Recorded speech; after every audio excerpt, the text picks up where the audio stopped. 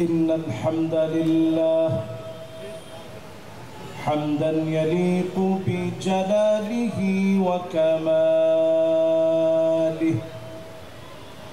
سبحانه وتعالى له الحمد في الأولى والآخرة وهو على كل شيء قدير. اللهم إنا نشهدك ونشهد ملائكتك وحملة عرشك وجميع خلقك أنك أنت الله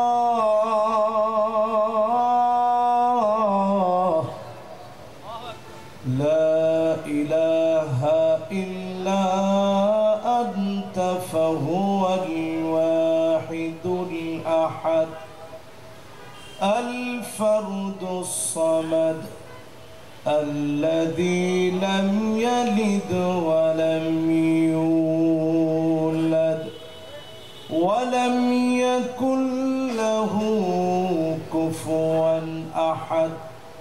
ونشهد أن سيدنا وسندنا وحبيب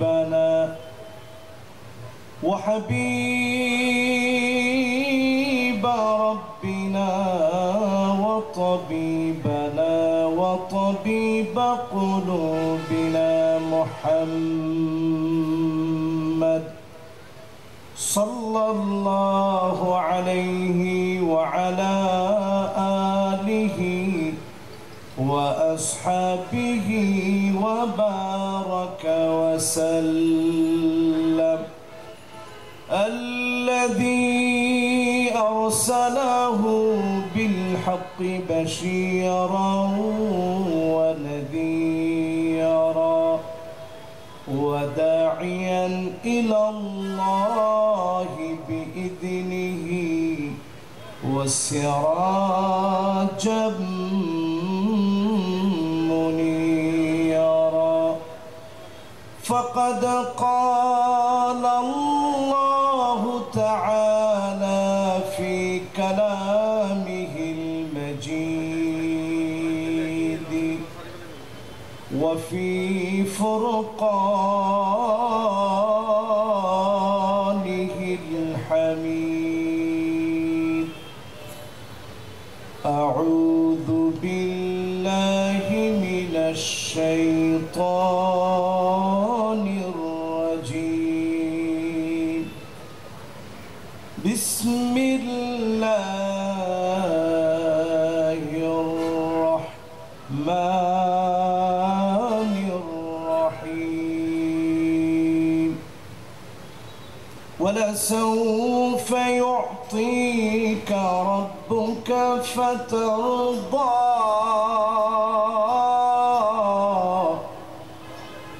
صدق الله العظيم وصدق رسوله النبي الكريم ونحن على ذلك لمن الشاهدين والشاكرين والحمد لله رب العالمين. وقال تعالى في شان حبيبه مخبرا وآمرا إن الله وملائكته يصلون على النبي يا أيها الذين آمنوا صلوا عليه وسلموا تسليما. اللهم صل على محمد وعلى آل محمد كما صليت على إبراهيم وعلى آل إبراهيم إنك حميد مجيد اللهم بارك على محمد وعلى آل محمد كما باركت على إبراهيم وعلى آل إبراهيم إنك حميد مجيد قرن بلغ العلا بكماله كشف الدجى بجماله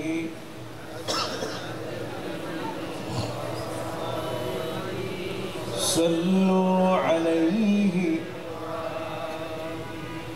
در فی شان نے تیری قطروں کو دریا کر دیا دل کو روشن کر دیا آنکھوں کو بینا کر دیا بلغ العلا بكماله كشف الدجى بجماله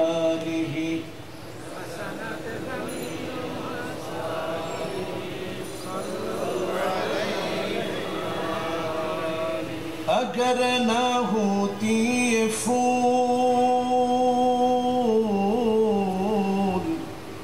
کہ بلبل کا ترنم چمن دہار میں گلیوں کا تبسم بھی نہ ہو بلغ العلا بکمالہ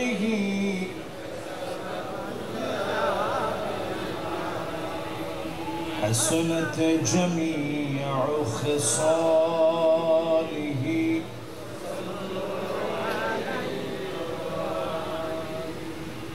আজকের এই মোবারক মাহফিল ঐতিহ্যবাহী বিশাল সিয়ারাতুন নবী সাল্লাল্লাহু আলাইহি ওয়াসাল্লাম মাহফিল মোবারক আজকের আয়োজন কাট্টলী নুরুল হক চৌধুরী উচ্চ বিদ্যালয় মাঠ প্রাঙ্গণে উত্তর কাট্টলী আকবর শাহ চট্টগ্রামের মোবারক আজকের আয়োজনে সম্মানিত প্রধান অতিথি মুহতারামি ওয়া মুকাররামি জনাব মাওলানা Mohammad Shahjahan Sahib vice president IIUC trustee board ও বিশিষ্ট ইসলামী চিন্তাবিদ আমাদের প্রাণের প্রতিষ্ঠানের সম্মানিত ভাইস প্রেসিডেন্ট তিনি আমরা ওনার জন্য দোয়া করি আল্লাহ রাব্বুল আলামিন যেন ওনাকে দ্বীনের জন্য হায়াতে তাইয়্যিবার সাথে কবুল আর মঞ্জুর করেন পড়েন আমিন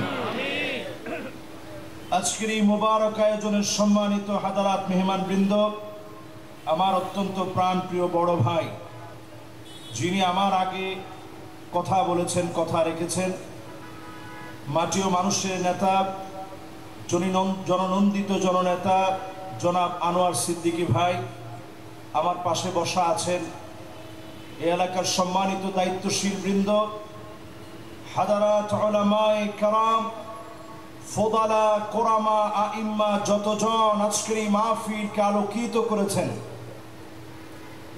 সম্মানিত মুরব্বিয়ানে আযম তারুণ্যের উচ্ছ্বাস দিক দিগন্তের দিকপাল তরুণ প্রজন্মের আমার তরুণ ভাইয়েরা পর্দার অন্তরালে শ্রবণরত হয়ে শুনছে আমার মা এবং বোনেরা সকলকে এক যুগে আরো একটা বার জ্ঞাপন করছি সর্বশ্রেষ্ঠ ইসলামের অভিবাদন, উহাইয়িকুম বিতাহিয়্যাতিল ইসলাম, আসসালামু আলাইকুম ওয়া রাহমাতুল্লাহি ওয়া বারাকাতুহু।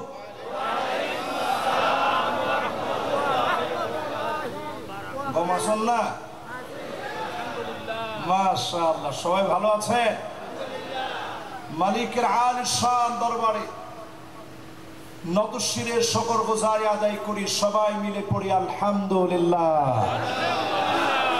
আল্লাহ তাআলা এমন একটা সুন্দর পরিবেশে সবাইকে নিয়ে কথা বলার সুযোগ করে দিবে, এটা আমরা ভাবতে পারি নাই।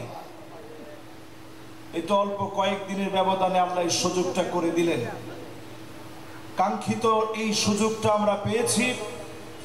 আরেকটা বার শুকর গুজারি আদায় করে পড়ছি আলহামদুলিল্লাহ।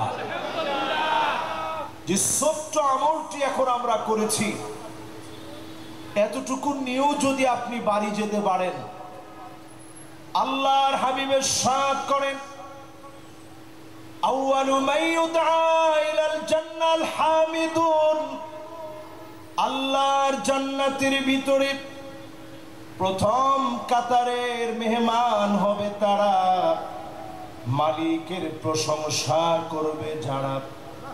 ফিস সাররাই ওয়াদ দাররা, সুখে আর দুঃখে, কষ্টে আর আনন্দে, জেল জুলুম নির্যাতন নিপীড়নে, ফাঁসির মঞ্চেও যদি প্রশংসা আদায় করতে পারেন, ডেকে ডেকে যিনি জান্নাতের প্রথম কাতারে দাঁড় করায় দিবেন তিনি কে? আজকে থেকে যদি ছোট্ট একটা আমল নিয়ে যেতে পারি, সুখে দুঃখে কষ্টে আনন্দে যেথায় যেভাবে থাকি, প্রশংসা করব কার? আরবের ভিতরে আর যা আছে আর না আছে, আপনি যেই হালতে জিজ্ঞাসা করেন কাইফা হালু, উত্তরে বলবে আলহামদুলিল্লাহ। তাহলে আজকে থেকে আমরা বলবো কেমন আছেন? আওয়াজ করে বলেন কেমন আছেন। কিন্তু আমাদেরকে জিজ্ঞাসা করলেই হয় কেমন আছেন। অনেকে বলে হুজুর, হুজুরা যেরকম দোয়া করে এরকম আছে। অনেকে আবার বলে হুজুর কপালের মধ্যে ঠাড়া পড়ছে, কেমন আর থাকি। অনেকে বলে হুজুর নাক কাটা গেছে। আর অনেকে বলে হুজুর বিপদ কারো হয় না, আল্লাহ কাউরে দেখে না, শুধু আমারে দেখে। নাউজুবিল্লাহ বলে। আজকে থেকে সব অবস্থায় প্রশংসা কার? আল্লাহ পাকের প্রশংসা আদায় করে এই মুবারক আয়োজিত মাহফিলের বরকত কামনা করে নবীজির নামে একটা বার দুরূদ শরীফ পড়ছি, সবাই পড়ছি মুহাম্মাদুর রাসূলুল্লাহ সাল্লাল্লাহু আলাইহি ওয়াসাল্লাম। সবাই পড়ছেন? আজকের মাহফিলে কথা বলতে আমার কোনো দ্বিধা নাই। শুনতে কি আপনাদের কষ্ট আছে? আমার কাছে মনে হয় এইরকম সুন্দর গোছালো মাহফিল, একেবারে এতটা টাইমলি মাহফিলটা শুরু হয়েছে মাশাআল্লাহ। আমি খানা খেতে বসছিলাম, তো বারবার আমাকে ওয়ার্নিং দেওয়া হচ্ছে যে হুজুর টাইম কিন্তু চলে যাচ্ছে।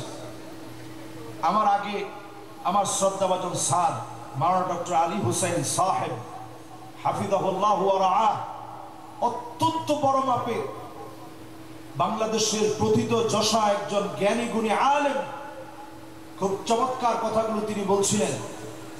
এরপরে আলহামদুলিল্লাহ আমার আনোয়ার সিদ্দিকী ভাই কথা বলছেন। মাহফিলের সুন্দর একটা পরিবেশ এখন আছে। আমি ছোট্ট আয়াতে কারিমা তেলাওয়াত করেছি একেবারে সময়ের ভিতরে, খুব লম্বা করার সুযোগ নেই। কর্তৃপক্ষ আমাকে বলছে যে হুজুর 11টার মধ্যেই মাহফিল শেষ করতে চাই।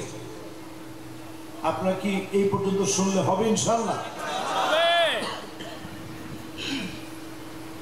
আমরা খুব বেশি লম্বা না করে সরাসরি নবী করিম সাল্লাল্লাহু আলাইহি ওয়াসাল্লামের বিশাল জীবনী থেকে আল্লাহর কোরআনের প্রশংসা গাথা সেই আয়াতে কারিমা আজকে তেলাওয়াত করেছি। এই আয়াতে কারিমা থেকে সামনে নিয়ে আপনাদেরকে নিয়ে কথা শোনাতে চাই ইনশাআল্লাহ।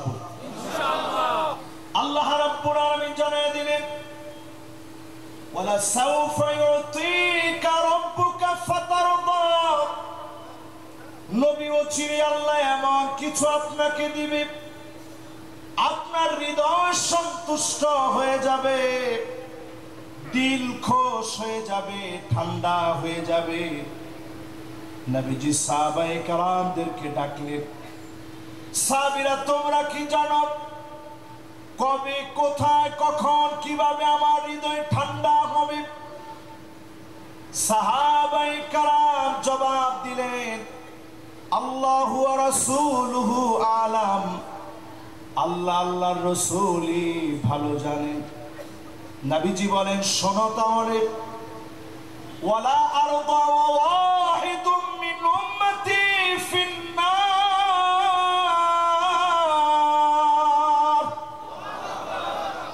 আমার একজন উম্মত যদি জাহান্নামের আগুনের মধ্যে জ্বলে, কশিন কালেও নবীর কলিজা ঠান্ডা হবে না। একটা উম্মত যদি জাহান্নামের আগুনে জ্বলে, নবীর কলিজা ঠান্ডা হবে না যতক্ষণ না সেই উম্মত জান্নাতি না হবে। তার মানে সব উম্মতদেরকে নবীজি ভালোবাসেন। শুধু নবীজি ভালোবেসেছেন এমন না, সিজদার ভিতরে নবী যখন চলে যেতেন, তাহাজ্জুদের নামাজের সময় আম্মা জান আয়েশা সিদ্দিকা রাদিয়াল্লাহু তাআলা আনহা বলেন, আমার কানটাকে নবীজির জবানের সামনে নিয়ে যেতাম। আজিজুল কাজিজিল মিরজাম, ফুটন্ত পানি গোলা ফুটলে টকবক টকবক করে যেভাবে আওয়াজ হয়, নবীজির ভিতর থেকে কান্নার আওয়াজ গুলা বের হতো। আমি আয়েশা নবীজির সামনে কান টানে নিয়ে যেতাম। কোন দুঃখের কারণে নবী এই পরিমাণ কাঁদতেছে, কান নিয়ে শুনতাম। অন্য কোনো কিছু বলে নবী কাঁদে না। নবীজি সিজদায় পড়ে পড়ে কাঁদে আর আল্লাহর কাছে বলে, আল্লাহুম্মা উম্মতি, ও আল্লাহ আমার উম্মত বলে নবীজি আল্লাহর কাছে কাঁদে। আমার প্রাণ প্রিয় সীতাকুণ্ডের ভাইয়ের, আপনাদেরকে প্রশ্ন করি, নবীজি কি জীবনে কোনোদিন আমাকে দেখছে? এই যে আমি মাহফিল করতেছি, এত কথা বলতেছি, নবীজি কি আমাকে দেখছে? আপনাদেরকে কি নবীজি দেখছেন? অনেকের মনে একটু সন্দেহ আছে, নবীজি কি দেখছেন? একেবারে সঠিকভাবে বলেন, দেখেন নাই? দেখছেন? না দেখার পরেও নবীজি বলেন, ওয়াদিতু লাউ রাআইনা ইখওয়ানানা, আমার ভাইগুলাকে যদি এক নজর দেখতে পেতাম। সাহাবায়ে কেরাম প্রশ্ন করে, ও নবী, আমরা কি আপনার ভাই নই? যেই সাহাবীরা নবীর জন্য জীবন দিতে পারে, নবীজির সামনে এসে যে সাহাবীরা বলে, ফিদাকা বি ওয়া উম্মি ইয়া রাসূলুল্লাহ, আমার মা বাপ আপনার জন্য কুরবান হয়ে যায়, সেই সাহাবীরা নবীর সামনে বলে, নবী আমরা কি ভাই না? আল্লাহর নবী বলেন, না, তোমরা আমার ভাই না, বাল আনতুম আসহাবি, তোমরা তো আমার সাহাবী। ভাই তো হবে তারা, মান আমানা বি ওয়া লাম ইয়ারানি, যারা ঈমান এনেছে, জীবনে কোনোদিন আমারে দেখে নাই।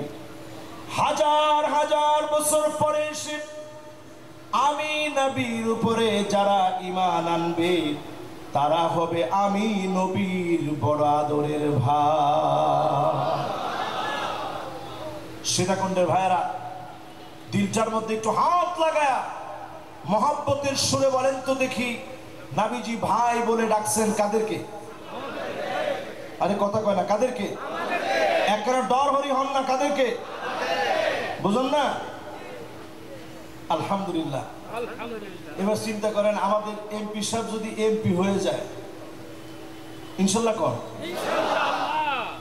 আল্লাহ দিলে সম্ভব না ইনশাল্লাহ? আমি দেখতেছি সম্ভব না, শুধু একটা সূর্যোদয় একেবারে উদিত হওয়ার দ্বার প্রান্তে, বলেন আল্লাহু আকবার। প্রিয় ভাইরা আমার, স্বাভাবিক যখন আমাদের একজন বড় মেহমান যখন বড় হয়, পিছন থেকে আপনি ভাই বলে ডাকলে ইসলামী ভদ্রতার কারণে আমরা কিছু বলি না, কিন্তু অন্যান্য নেতা কর্মী যদি সামান্য কিছু হয়ে যায়, ভাই করে বলার সাথে সাথে এর সাইডে ডানে আর বামে যারা থাকে এরা বলবে যে কিরে তোর ভাই কিসে, তুই মনে চিনোসুনি কত বড় নেতা এখন। অথচ আমার রাসূল আমাদেরকে ১৫০০ বছর আগে একবারের জন্য না দেখে নবীজি বলছে এরা হচ্ছে আমার ভাই। জোরে করে আল্লাহু আকবার। প্রিয় ভাইরা আমার, নবীজি সেদিন সাহাবায়ে কেরামদেরকে বললেন, তোমরা কি জানো কবে আমার দিল ঠান্ডা হবে? ওই সময় আমার দিল ঠান্ডা হবে, আমার সব উম্মত গুলা যদি জান্নাতি হয়, আমার দিল তখন ঠান্ডা হয়ে যাবে, কারণ উম্মত গুলা জান্নাতি। এবার আপনাদেরকে আমি বলি, যতজন আমার সামনে এখন বসা আছেন, আমরা নবীজির আদরের অতি আপন উম্মত। নবী আমাদেরকে চিনবেন খুররান মুহাজ্জালিনা মিনাল ওয়াদু, ওজুর পানিগুলা ঝকঝক করে উঠবে। Crore crore billion billion trillion trillion মানুষের ভিতরে নবীজি দেখা মাত্র বলবে, আল্লাহ এটা আমার সেই উম্মত। জোরে বলেন আল্লাহু আকবার। কিন্তু আজকে যদি আপনাদেরকে আমি জিজ্ঞাসা করি, ফজর থেকে নিয়ে এই ঈশা পর্যন্ত 5 ওয়াক্ত নামাজ পড়েছেন এমন লোকের সংখ্যা কম না বেশি? না, এই মাহফিলে কম হওয়ার কথা না। ম্যাক্সিমাম লোক এখানে আলহামদুলিল্লাহ পরীক্ষিত, পরিমার্জিত, প্রশিক্ষণ প্রাপ্ত এবং দাড়িওয়ালা টুপিওয়ালা আলহামদুলিল্লাহ আমি দেখতে পাচ্ছি।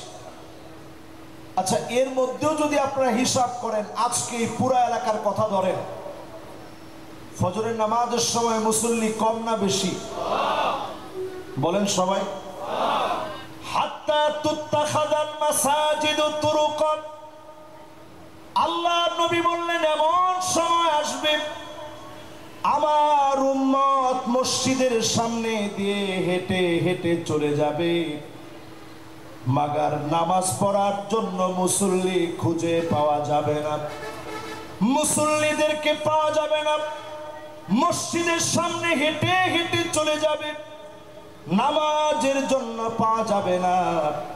এমন মুসলমানের সংখ্যা সারা বাংলাদেশে থাকলেও সীতাকুণ্ডে না। কি মনে হয় আছে? জোরে বলেন আছে। উম্মতের আজকে থেকে নিয়ত করেন, এই জমিনে যদি নামাজ না পড়েন আপনাকে দিয়ে দিন কায়েম হবে কেমনে? আপনি যদি আজকে নিজে নামাজ পড়েন, নামাজ কায়েমের সিদ্ধান্ত নেন, হতে পারে আপনার মতো একজনকে দিয়ে, ব্যতিক্রমী মানুষকে দিয়ে যিনি দিন বিজয়ী বানায় দিবেন তিনি কে? ইসলামের কোন বিজয় শুধুমাত্র সংখ্যাধিক্য দিয়ে ইসলামের বিজয় আসেনি। আমি গত কয়েকদিন আগে মরক্কো থেকে আসছি, মাত্র অল্প কয়েকদিন হয়েছে। মরক্কো যখন আমি গেছি, তানজা নামক এলাকায় গিয়ে আমার চোখ থমকে গেছে। থমকে যাওয়ার কারণ হচ্ছে এই তানজাতেই জন্মগ্রহণ করেছিলেন তারেক বিন জিয়াদ। জোরে করে আল্লাহু আকবার। সাধারণ ঘরের সাধারণ একজন যুবক, 711 খ্রিস্টাব্দে তার ভিতরে একটা জ্বালা তৈরি হয়ে গেছে, মুসলমানদের বিজয়ের জ্বালা। জোরে করে আল্লাহু আকবার। বিশাল আটলান্টিক মহাসাগর, এই সাগর পাড়ি দিয়ে সেই সময় তারেক বিন জিয়াদ তিনি চিন্তা করতেছেন ইউরোপটারে বিজয় করবে। সাথে সৈন্য আছে মাত্র 7,000।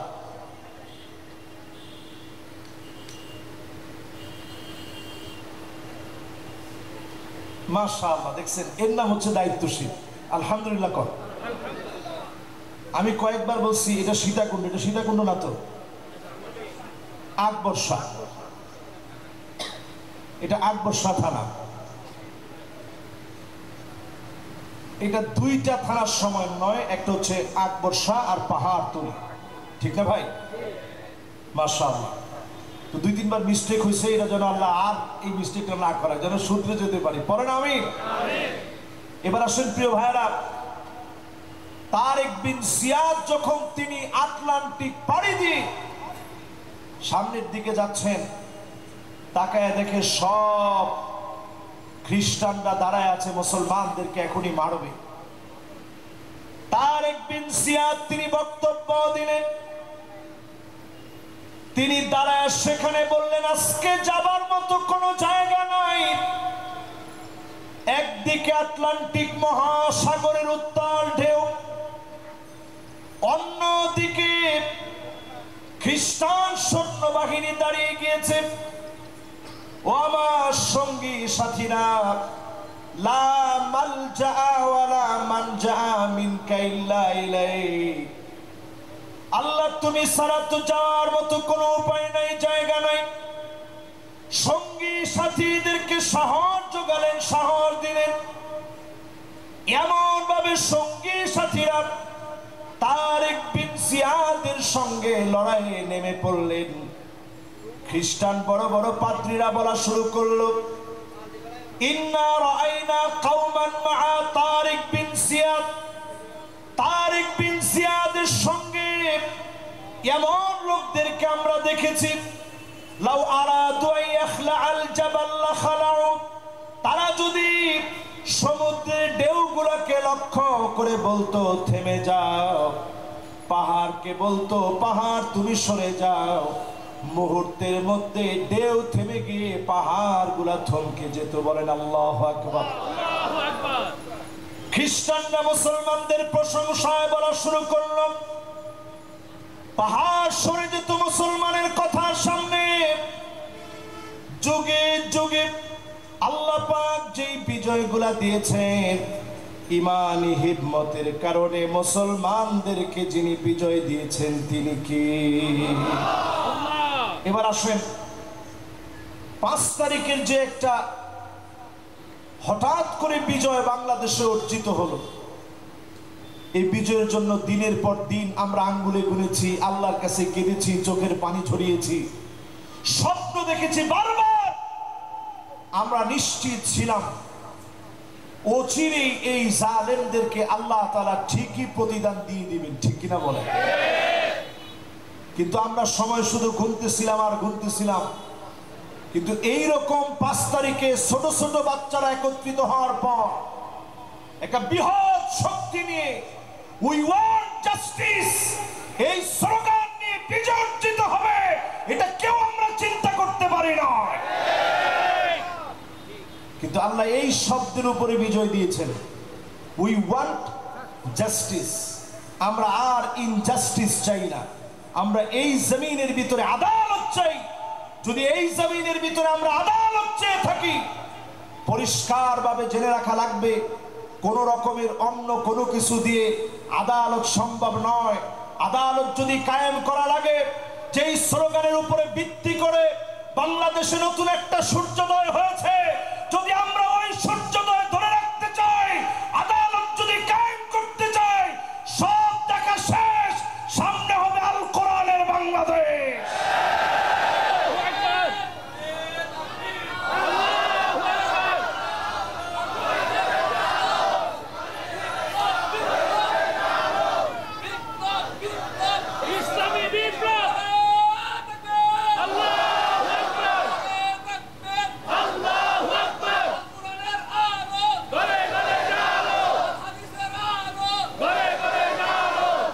মাশাআল্লাহ, আমি মনে করছিলাম অন্তত আল কোরআনের আলো আমরা তো অনেক বছর ঘরে ঘরে জ্বালাইলাম। এখন আপনারা সবাই এমনিতেই বলবেন যে আল কোরআনের আলো কোথায়? না, এটা বলতে কি আপনাদের কোনো ডর ভয় অথবা কোনো কৃপণতা অথবা কোনো লাজুকতা এখনো কি আছে? তাহলে এবার একটু সবাই আওয়াজ করে বলেন আল কোরআনের আলো, আল কোরআনের আলো, আল হাদিসের আলো। জ্বললে কি আমাদের লস না লাভ? জোরে বলেন, লস না লাভ? আচ্ছা, আমি যে শুরুতে বলছিলাম আমরা নবীজির ভাই, মনে আছে? কিন্তু আজকের মুসলমান একটু হিসাব মিলায় নেন। সারা দুনিয়ার ভিতরে 2 কোটি মুসলমান, যখন আজকে আমরা মাহফিল শুনতেছি, 2 কোটি মুসলমান আজকের রাত্রিতেও এখন মার খাচ্ছে। সারা দুনিয়ার ভিতরে 2 কোটি মুসলমান জুলুমের শিকার হয়ে আছে।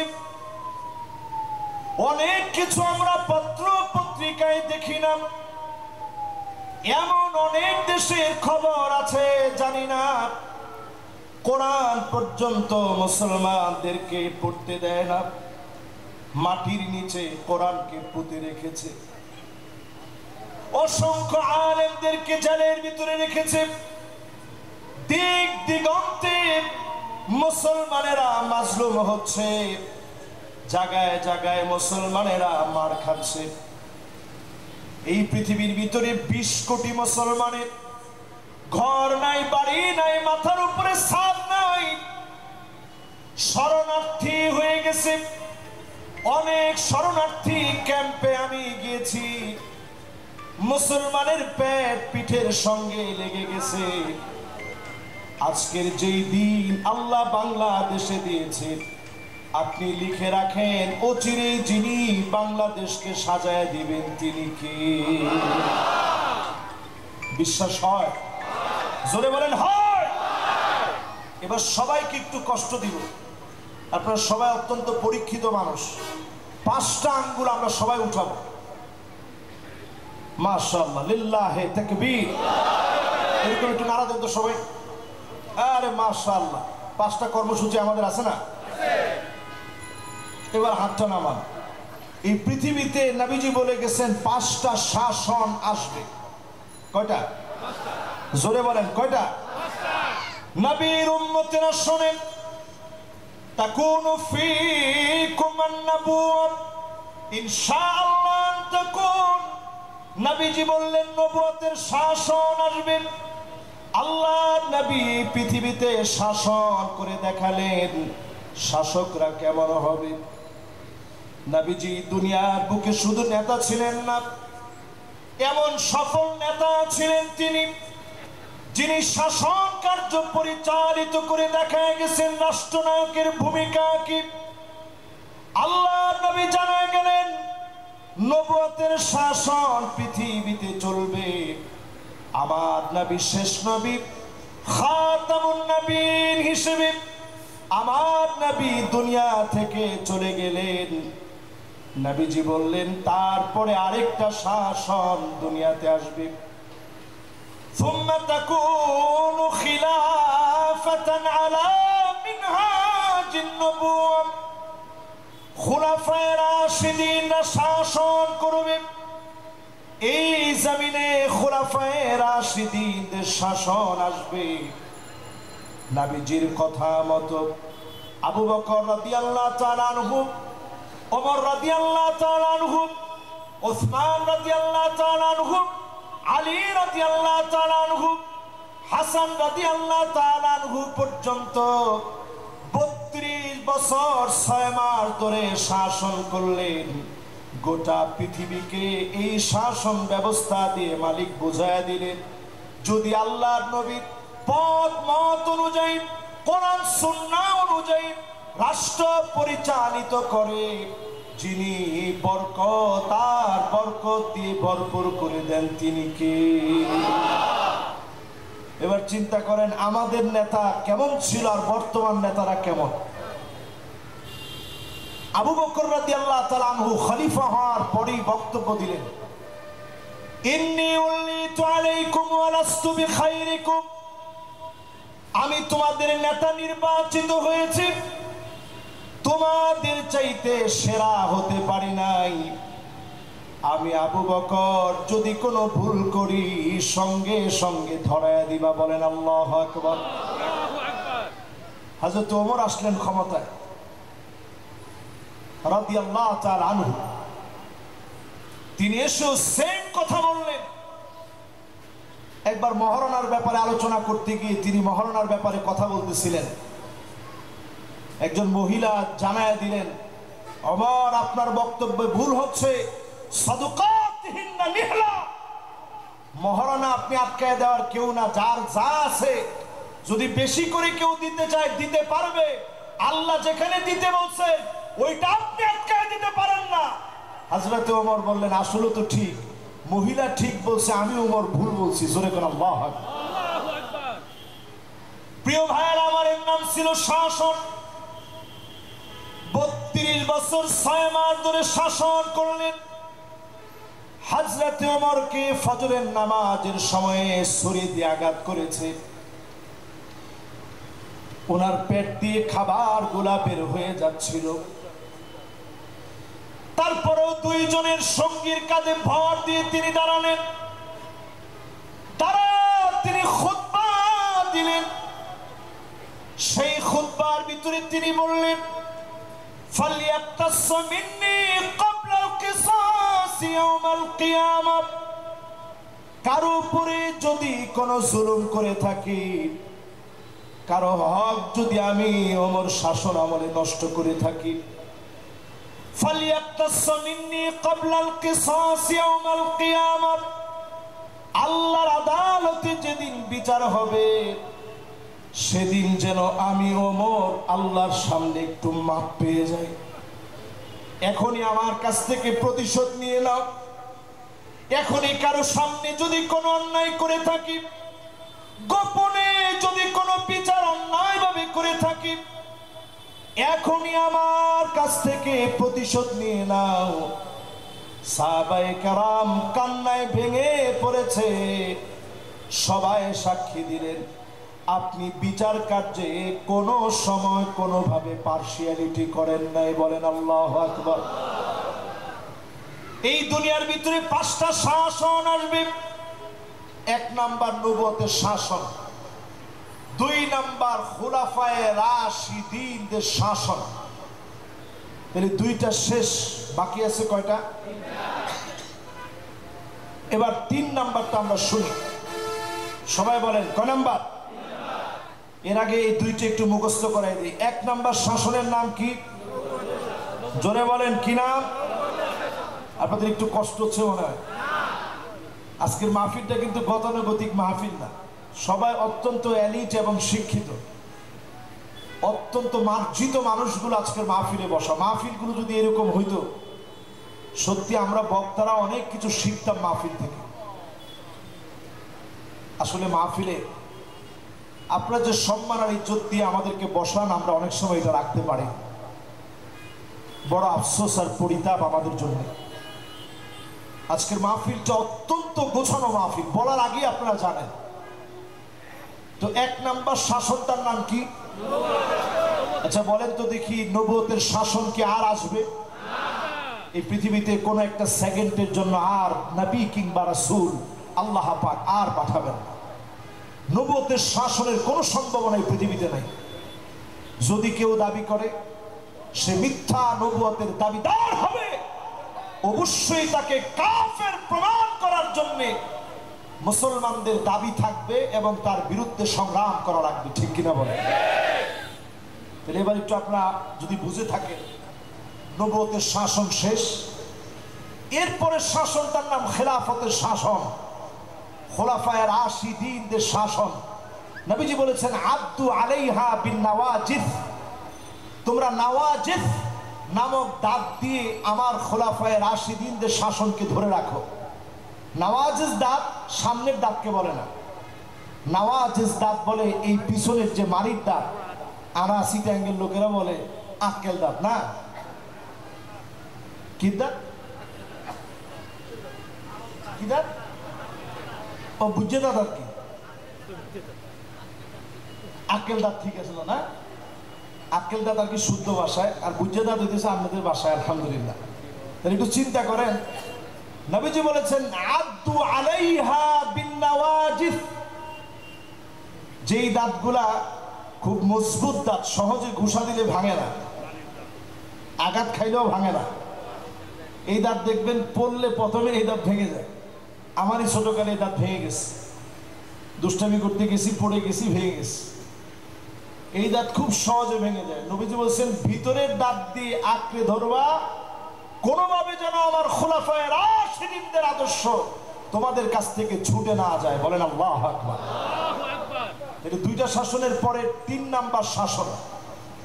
আল্লাহর হাবিব বলেন সুম্মা তাকুনু মুলুকান আতান, এই জমিনে আসবে রাজতন্ত্র।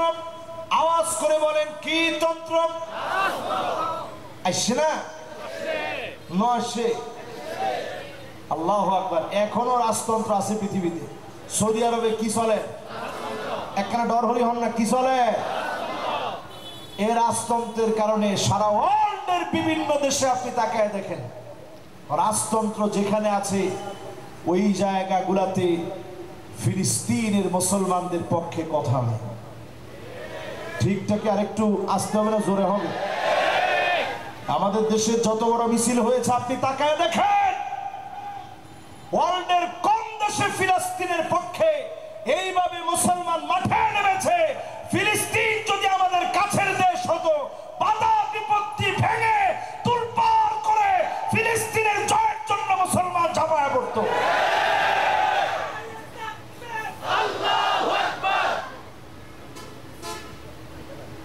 ফিলিস্তিনের মাজলুম মুসলমানদের জন্য যে মায়া মোহাম্মত বাংলাদেশের মুসলমানদের আছে, এটা সত্যিকার অর্থে এত বেশি মোহাম্মত, এটা কাউকে দেখানো যাবে না, বোঝানো যাবে না। চিন্তা করে দেখেন, একজন মানবাধিকার কর্মী, শহীদুল আলম, চিত্রকার, লেখক, কলামিস্ট এবং একজন মানবাধিকার কর্মী হয়ে তিনি যখন সেখানে গিয়ে আটক হয়েছে, আমার কাছে মনে হয়েছে সারা বাংলাদেশের ভিতরে আল্লাহ পাক তার নামটাকে জাগিয়ে দিয়েছে। ঠিক কিনা বল? সবাই তার জন্য দোয়া করেছে। তিনি সেখান থেকে ফিরে এসে বলছেন, ইসরায়েলের লোকগুলা হচ্ছে চোর। আমার পকেটের যে ডলারগুলো ছিল সেখান থেকে আমি ডলার পাচ্ছি না। আমার হাতের যে আংটি টাংটি ঘড়ি টড়ি ছিল সবগুলা তারা নিয়ে গেছে। এরা হচ্ছে চোর এবং শেষরা চোর। এটা একজন মানবাধিকার কর্মীর মুখ থেকে বের হয়েছে। এ কথা এই জন্য বলছি, আজকের পৃথিবীর দিকে তাকায় দেখেন, অনেক মুসলমান আছে, অনেক মুসলিম দেশ আছে, ফিলিস্তিনের পক্ষে বলার মতো মুসলমান একেবারে কমই আছে। ঠিক কিনা বলে? এই পৃথিবীতে শাসন আসবে, রাজতন্ত্রের শাসন। একদিন দুই দিন চলেছে এমন না। যেই তারেক বিন জিয়াদের কথা বলছি, 711 সাল থেকে নিয়ে 1492 সাল পর্যন্ত 781 বছর ধরে এই গোটা ইউরোপকে মুসলমান শাসন করেছে। শুধুমাত্র আমাদের হাত ছাড়া হয়েছে, আমাদের দলাদলি, ফতোয়াবাজি, মারামারির কারণে আমাদের হাত ছাড়া হয়ে গেছে। ঠিক কিনা? প্রিয় ভাইয়ের আমার, খালিদ বিন ওয়ালিদ ইতিহাসের আরেক এমন রণবীর ছিলেন। মুতা প্রান্তে 19টা তরবারি ভেঙে গেছে, ছোট্ট তরবারি দিয়ে সেই সময় রোমক সাম্রাজ্যের সম্রাটদেরকে কচু কাটা করেছে। আল্লাহ পাক ডেকে ডেকে বিজয় দিয়েছে। জোরে বলেন আল্লাহু আকবার। এই পৃথিবীতে শাসন আসবে, নবুয়তের শাসন। এরপরে শাসন হবে মাশাআল্লাহ খোলাফায়ে রাশিদিনদের শাসন। এরপরে শাসন আসবে রাজতন্ত্র। আসছে না? রাজতন্ত্র অলরেডি বিদায়ের পথে, কয়েকটা দেশে আছে, হাতে গোনা। এরপরে আল্লাহর হাবিব বলেন 4 নম্বরে, সুম্মা তাকুনু মুলকান জাবরিয়ান, স্বৈরা শাসক আসবে, রাজতন্ত্র স্বৈরাতন্ত্রের রূপ নিবে। আমরা দেখেছি 16 বছর আলেমদেরকে যারা জুলুম করেছে, নিরপরাধ মানুষকে, নির্দোষ মানুষকে যারা জেলে রেখেছে, সবগুলো ছিল স্বৈরাচার। ঠিক কিনা বলে? এদেরই স্লোগান ছিল রাজাকার রাজাকার। এই স্লোগানকে আল্লাহ এমন বানায় দিয়েছে, জাতি এই স্লোগানকে মেনে নেয় নাই। জাতি পরিষ্কার ভাবে জানায় দিয়েছে, আমি কে, তুমি কে, রাজাকার রাজাকার। কে বলেছে? কে বলেছে? স্বৈরাচার স্বৈরাচার। ঠিক কিনা বলেন? তার মানে বোঝা যায় স্বৈরা শাসন এই পৃথিবীতে আসবে। নবীজি এরপরে যে শব্দ চয়ন করছেন একটু মিলে আনেন, 1450 বছর আগের শব্দ। নবীজি বলছেন সুম্মা ইয়ারফাউ আল্লাহ, স্বৈরা শাসকদেরকে আমি আল্লাহ টেনে উঠায় নিব। তাকায় দেখেন তাদের প্রশাসন রেডি ছিল, প্রত্যেকটা বাহিনী দাঁড়ায় ছিল, গরম ভাতের তাপ উঠতেছিল, আল্লাহ পাক তাদেরকে খেয়ে যেতে দেয় না। তার মানে বোঝা যায় যিনি টাইনা উঠায় নিছেন তিনি কে? 5 তারিখে ঘটছে এই ঘটনা বাংলাদেশে। কোন মাসের? একখানা ডর হরি হন না। 8ই ডিসেম্বর সেম ঘটনা ঘটছে সিরিয়াতে। কোথায়? সিরিয়াতে সেম ঘটনা ঘটছে 8 তারিখে। আল্লাহ বোঝায় দিছেন জালেমদের পতনের একটা সময় এখন চলতেছে, সারা দুনিয়ার ভিতরে জালেমদের পতন চলতেছে। আজকের মাহফিলে যেহেতু আপনারা শিক্ষিত জনগোষ্ঠী, অচিরেই আপনারা খাতা কলমে লিখে রাখেন, অন্তরে মুখস্থ রাখেন, অচিরেই মিশরের ভিতরে পরিবর্তন আসবে, লেবাননের ভিতরে পরিবর্তন আসবে, লিবিয়া নতুন করে জাগবে, তিউনিসিয়া জাগ্রত হবে, পুরো আরবের ভিতরে বসন্ত শুরু হয়ে যাবে ইনশাআল্লাহ।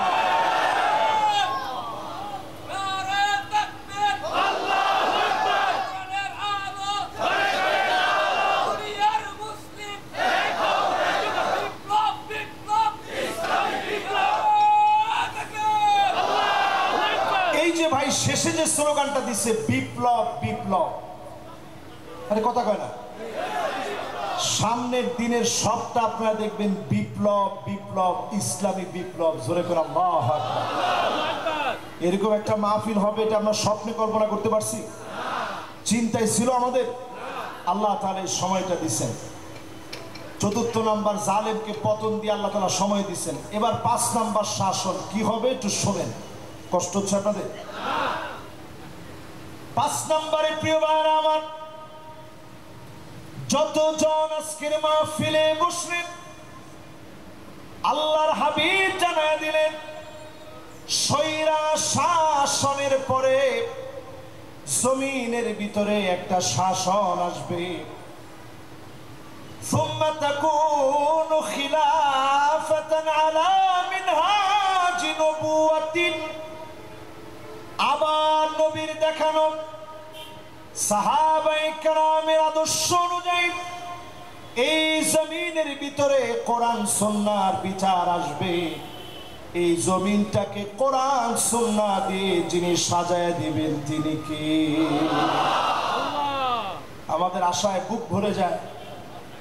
হাদিসের এই অংশটা বলে নবীজি সুম্মা সাকাত, নবীজি চুপ হয়ে গেলেন। শুধুমাত্র বাংলাদেশে নয়, সারা দুনিয়ার ভিতরে একটা পরিবর্তন আসতেছে। জোরে করে আল্লাহু আকবার। আর আমি দেখতেছি বাংলাদেশ সেই নেতৃত্বে অগ্রগামী ভূমিকা পালন করবে। শুধু বাংলাদেশে নয়, সারা দুনিয়ার মুসলিম মিল্লাতে অগ্রগামী ভূমিকায় বাংলাদেশ থাকবে। আগামী দিনের বিজয় বিপ্লবের সাক্ষী হয়ে বলেন আল্লাহু আকবার। প্রিয় ভাইরা আমার, কিছু কাজ নবীর উম্মত হিসেবে আজকে থেকে আমাদের রুটিনে নিতে হবে। 8টা এমন কাজের কথা বলে, 8টা এমন কাজের কথা বলে আজকের দায়িত্বকে আপনাদের কাছে বুঝাইয়া দিই। এরপরে আমি আজকের মাহফিল থেকে বিদায় নেব। 8টা কাজ লাগবে। জোরে কোন কয়টা? 1 নম্বরে আল্লাহ রাব্বুল আলামিন বলেন ওয়া আনিহকুম বাইনাহুম বিমা আনজালাল্লাহ।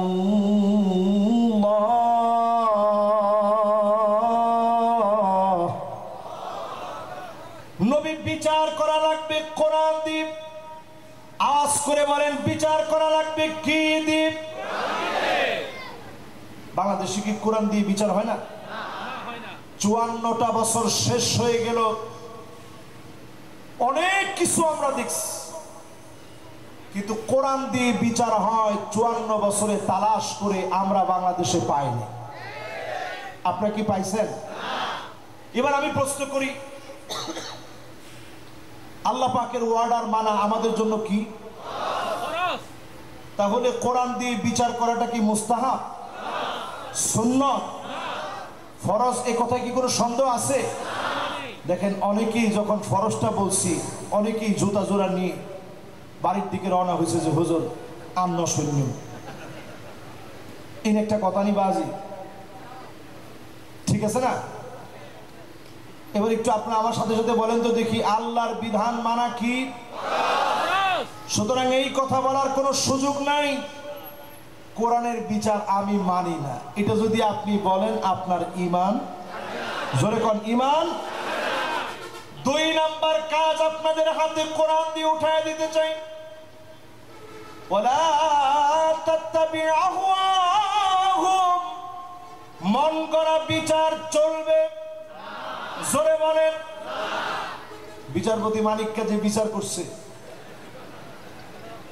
কালকে বিচারপতি মানিককে দেখলাম নিয়ে যাচ্ছে, একজন ডাক দিয়ে চাচা, আসলে এখন চেহারা চাচার মতো হয়ে গেছে। যখন চাচা করে ডাক দিছে, মানিককে মিসকে একটা হাসি দিস, আর মনে মনে চিন্তা করতে, চাচা আপন প্রাণ বাঁচা। হাইটা হাইটা যাচ্ছে, বলতে চাচা আমরা 5ই আগস্টের যোদ্ধারা, 24-এর যোদ্ধারা এখনো জীবিত আছে, আপনার কোনো টেনশন নেই। যেই টেনশনে সে গিয়া কলা পাতার মধ্যে ঘুমাইলো, 24-এর যোদ্ধারা কালকে হাজির হয়ে বলতেছে আমরা কিন্তু হাজির আছি, চাচা আপনার কোনো টেনশন নেই। তাহলে চিন্তা করেন, এইরকম মন গড়া বিচারের কোনো সুযোগ। বনি মাখজুমিয়া গোত্রের একজন নারী চুরি করে ফেলেছে, শরিয়ার আইন অনুযায়ী হাত কাটা লাগবে। আল্লাহর নবীর কাছে সাহাবায়ে কেরাম বলার চেষ্টা করতেছিল শাস্তিটা একটু কমায় দেন, কিন্তু কেউ সাহস করে না। নবীজির সবচেয়ে আদরের একজন ছিল উসামা, যায়েদ বিন হারেসার ছেলে, পালক পুত্রের ছেলে হওয়ার পরেও নবীজি আপনের মতো করে আদর করতেন। নবীজি আদর করে ডাক দিয়ে বললেন, উসামারে কিছু কি বলবা? উসামা গিয়ে বলে, দাদাজি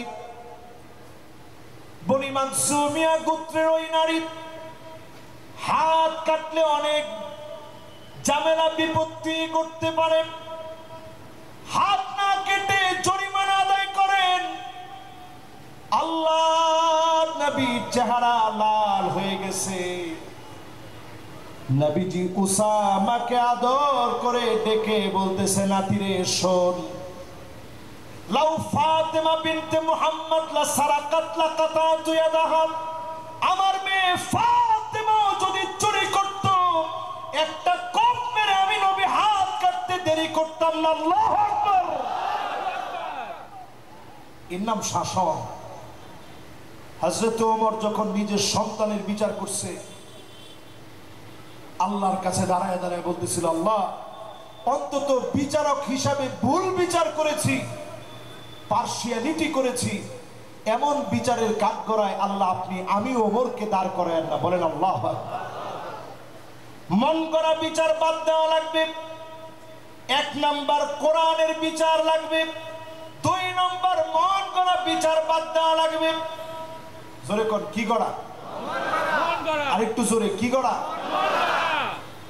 এরপরে আল্লাহ রাব্বুল আলামিন বলেন কোরআনুল কারীমের সূরা মায়দার ভিতরে, ওয়া আনিহকুম বাইনাহুম বিমা আনজালাল্লাহ ওয়া লা তাত্তাবি' আহওয়াহুম ওয়াহযারুহুম আন ইয়াফতিনুকা আন বা'দি মা আনজালাল্লাহু ইলাইক। ও নবী সতর্ক হওয়া লাগবে, তারা যেন কিছু ঢুকা দিতে না পারে, ষড়যন্ত্র করতে না পারে। ওয়াহযারুহুম আইয়াফতিনুকা আম বা'দি মা আনজালাল্লাহু ইলাইক। আল্লাহ যা অবতীর্ণ করছে এর ভিতরে যেন অন্য কিছু ঢুকায় দিতে না পারে। আজকের এই আয়াতে কারিমা থেকে পরিষ্কারভাবে বলি, ভারতীয় আগ্রাসন আমরা যেমন মানি না, আমেরিকার গোলামি আমরা মেনে নিতে চাই না, ঠিক কিনা বলে? সতর্ক থাকা লাগবে। ট্রান্সজেন্ডার সহ বাংলাদেশের সমকামিতাকে প্রমোট করার যে অপচেষ্টা চলছে, সুকৌশলে সমকামিতাকে প্রমোট করবে, 24-এর গণ অভ্যুত্থানের পরে এটাকে আমরা হতে দেব? জোরে বলেন, হতে দেব?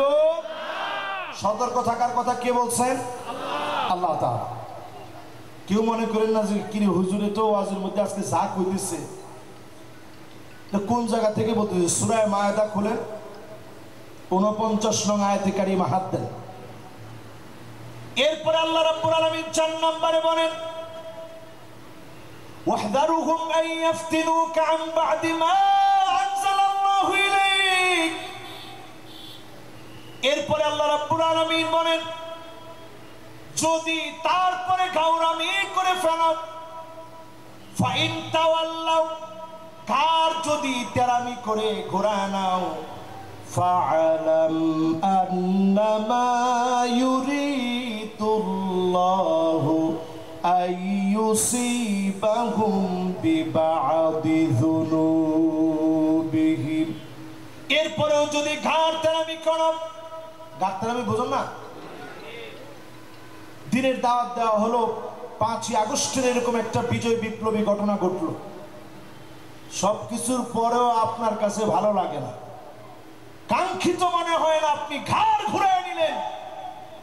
আল্লাহ বলেন, ফালাম, তবে জেনে রাখো, আন্নামা ইউরিদুল্লাহু আইয়ুসিবাহুম বিবাদি যুনুবিহিম, উচিরই আল্লাহ তোমারে পাকড়াও করবে। তোমার বড় বড় অন্যায় লাগবে না, ছোট অন্যায় দিয়ে আল্লাহ তোমারে পাকড়াও করবে।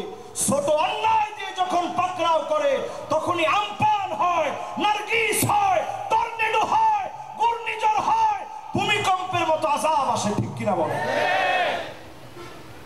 এই জন্য তেরামি করার সময় নেই, একদম সময় নেই।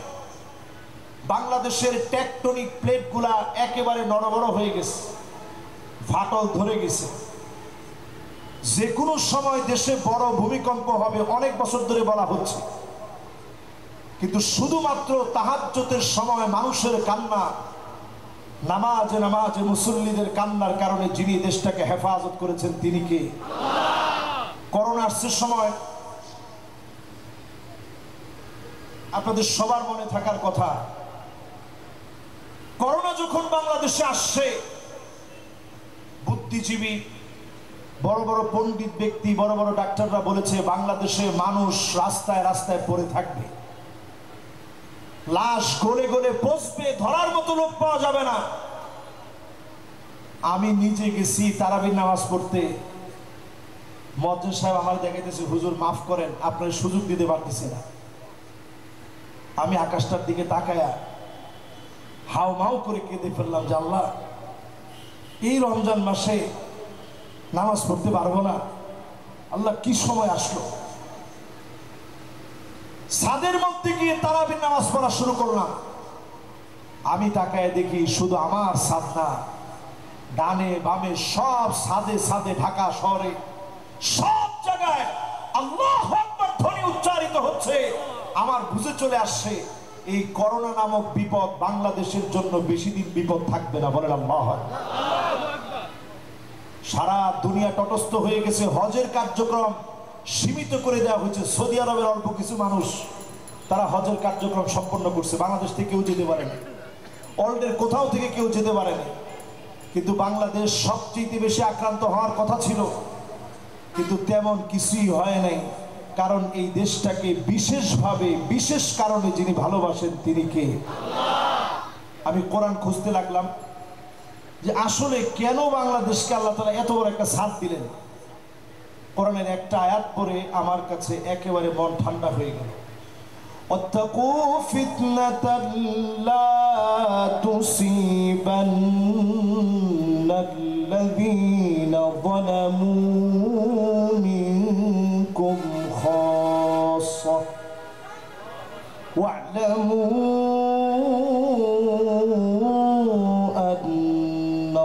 الله شديد العقاب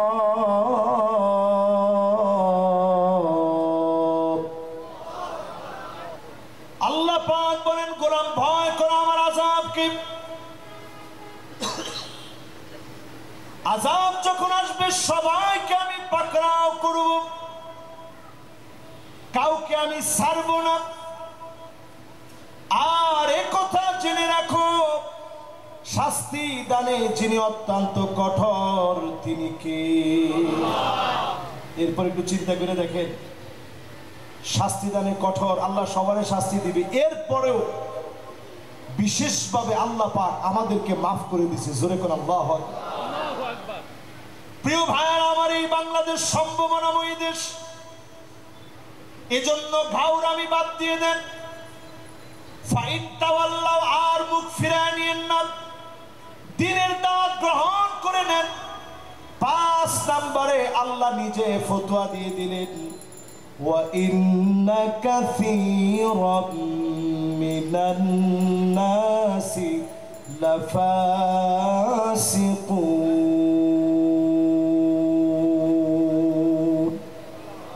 কার কথা আল্লাহর কথা আল্লাহ পাক বলেন নিশ্চয়ই কাসীরুম মিনান নাস একজন দুজন লোক না অধিকাংশ লোকেরা হবে লাফাসিকুন ডাইরেক্ট ফাসিক হবে অবশ্যই ফাসিক হবে একজন দুজন লোক না বেশিরভাগ হবে ফাসিক আজকেও যারা বলে শরিয়া আইন মানি না ফাসিক আল্লাহর কোরআনের আয়াতকে তারা অস্বীকার করেছে ঠিক কিনা বলে এই কথা শুনলে আপনার কাছে একটু খারাপ লাগতে পারে না জেনে আপনি বলতেও পারেন কিন্তু জানার পর থেকে আপনি আর রিপিট করেন না আল্লাহ নিজে বলছেন অধিকাংশ লোক ওয়া ইন্না নিশ্চয়ই কাসীরুম মিনান নাস একজন দুজন না বাদুন নাস আল্লাহ বলেন নাই নাফারুম মিনান নাস বলেন নাই ফারাদুম মিনান নাস বলেন নাই জামাআ মিনান নাস বলেন নাই কাসীরুম মিনান নাস দলে দলে মানুষ ফাসিক হবে তারাই কোরআন সুন্নাহর বিরুদ্ধে কথা বলবে এজন্য আজকে আপনি চিন্তা করে দেখেন আপনি কি ফাসিক না মুমিন জোরে বলেন ফাসিক না মুমিন জোরে কোন ফাসিক না মুমিন যার জন্য নবীজি কাঁদবে আল্লাহর কাছে আপনি যদি উম্মতি না হন নবীজির কোনো মায়া নেই আর উম্মতের মতো উম্মত হলে একটা উম্মত জাহান্নামে জ্বললে নবীজির হৃদয় ঠান্ডা হবে না বলেন আল্লাহু আকবার আমি যে আয়াত দিয়ে আমার তাফসীর শুরু করছি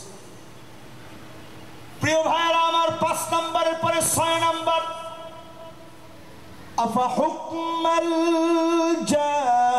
জাহিলিয়াতি ইয়াবগুন ও নবী এত কিছুর পরেও লোকেরা কি জাহিলিয়াতের দিকে চলে যাবে এবার আজকের মাহফিলে আমি আপনাদেরকে প্রশ্ন করি মাশাআল্লাহ আমি একটু পিছনেও দেখলাম মেহমানরা সবাই আছে তার মানে বেশিক্ষণ আপনাদেরকে কষ্ট দেওয়াটা ঠিক হবে না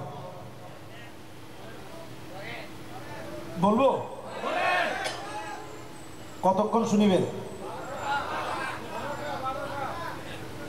মাশাআল্লাহ একজনে হাত দেখাইছে হুজুর 2টা পর্যন্ত চালায় শত্রু যদি এরকম 4-5 জন থাকে তাহলে আর লাগে না আলহামদুলিল্লাহ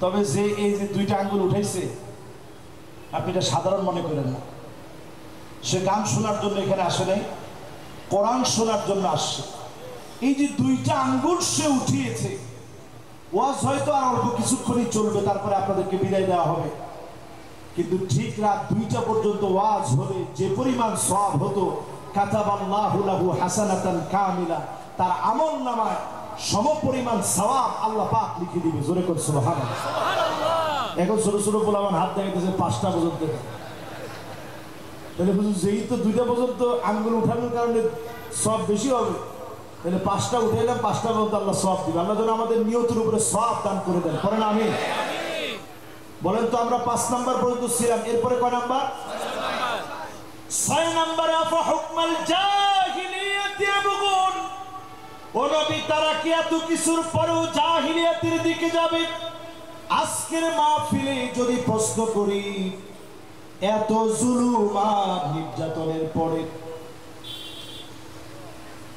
ঘরের ভিতরে মানুষ ঘুমাতে পারে নাই, কবরের সামনে গিয়ে ঘুমিয়েছে, পুকুর পাড়ে গিয়ে ঘুমিয়েছে, সন্তানকে 16 বছরে জড়ায় ধরে আদর করতে পারে না, ঘরের মধ্যে যেতে পারে না, কবরের সামনে ঘুমানোর সময় ডাক দিয়ে বলেছে, ইয়া লাইতানি মাকানা, ও মালিক আমাকেও তুমি কবরে নিয়ে যাও, দুনিয়ার এই জুলুম আর সহ্য করতে পারি না।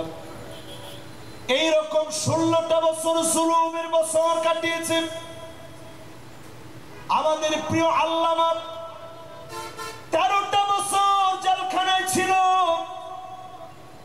মরহুম শহীদ আল্লামা দেলোয়ার হোসেন সাইদি রহমতুল্লাহ আলাইহি। এই মাটির মানুষকে বড় বেশি ভালোবাসতেন, বীর চট্টলা বলে গর্ব করে আপনাদেরকে ডাক দিতেন। ওনার স্বপ্ন ছিল শেষবারের মতো হলেও আর একটা বার তিনি আপনাদের সামনে এসে কথা বলবেন, কথা শোনা যাবে। আরেকটা স্বপ্ন ছিল আল্লাহর ঘরের সামনে দাঁড়ায়া মালিকের হাজিরা দিবেন। জালেমরা হতে দেয় নাই। উনি যেদিন চলে যাবেন, দুইজনের কাঁধে ভর দিয়ে নামতেছেন, তখনও মুস্কি হাসি দিয়ে বুঝায় দিলেন, জালেমরা দেখে রাখো, 13টা বছর জুলুম করার পরেও মাজলুম আল্লামার হাসি তোমরা কেড়ে নিতে পারো নাই। ফাঁসির মঞ্চে নিয়েও কারো কাছ থেকে হাসি কেড়ে নিতে পারো নাই। তার মানে তোমরা ব্যর্থ, মাজলুমেরা বিজয়ী, ঠিক কিনা বলে?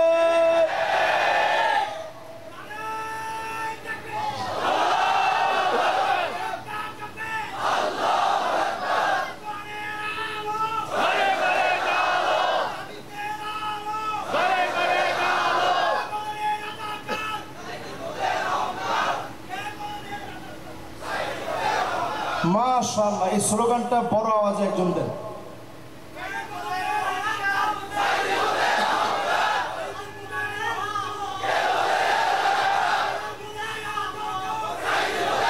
আল্লাহু আকবার, মাশাআল্লাহ, লিল্লাহি তাকবীর। এই স্লোগানটা আমি দেওয়ালাম এই জন্য, সুবহানাল্লাহ। অন্য কেউরে রাজাকার বললে মানুষের কাছে যতটা কষ্ট লাগতো, প্রিয় আল্লামাকে যখন রাজাকার বলা হতো আমাদের দিল ভেঙে খান খান হয়ে যেত। যার কথাগুলো শুনে আমরা আজকের এই কথাগুলো সাজিয়েছি। আমি সাদিকুর রহমান আজহারি, এই যে আজকে কথা বলতেছি, বিভিন্ন সময় দেখবেন শের, কথা, তাল, লয়, সুর ওনার সাথে মিলে যাচ্ছে। এই অঙ্গনের রূপকার ছিলেন তিনি, যিনি এই অঙ্গনটারে সাজায় গেছেন। জোরে কর আল্লাহ। তো প্রিয় আল্লামা কথা এই জন্য বলছি, এত জুলুম করার পরেও কিছু লোক চায়ের দোকানে বসে এখনো বলে আগেই ভালো ছিল। না না না, বলে না তো, আর শুধু বলেই না, বলে তো বলে, পাশে আরেকজনের নেয়, সেও যখন বলে ওঠে আসলে ঠিক আগেই ভালো ছিল। বলার সাথে সাথে কয় ঈদের সার বিল দিয়ে দিন, সার বিল আয় দিন। এই যে কথাটা বলা হয়, স্পষ্ট সূরা মায়েদায় 1450 বছর আগে আল্লাহ জানাইছেন। এত কিছুর পরেও লোকেরা কি জাহিলিয়াতের দিকে যাবে? আজকে যারা জাহিলিয়াতকে সমর্থন করে চাঁদাবাজি, ছিনতাই, মানুষের গম কেড়ে নিয়েছে, আল্লাহর কসম তারা জাহিলিয়াতের দিকে হাঁটতেছে। জাহিলিয়াতের দিকে যাওয়া যাবে না। আল্লাহ সুদিন দিছে, একটু বোঝার চেষ্টা করে। শুধু আজকের এই মাহফিলে বলি, প্রধানমন্ত্রী বেগম খালেদা জিয়া তিনি দেশ ছেড়ে যান নাই, মতিউর রহমান নিজামী তিনি দেশ ছাড়েন নাই, আলী হাসান মুজাহিদ দেশ ছাড়েন নাই, মীর কাসেম আলী দেশ ছাড়েন নাই,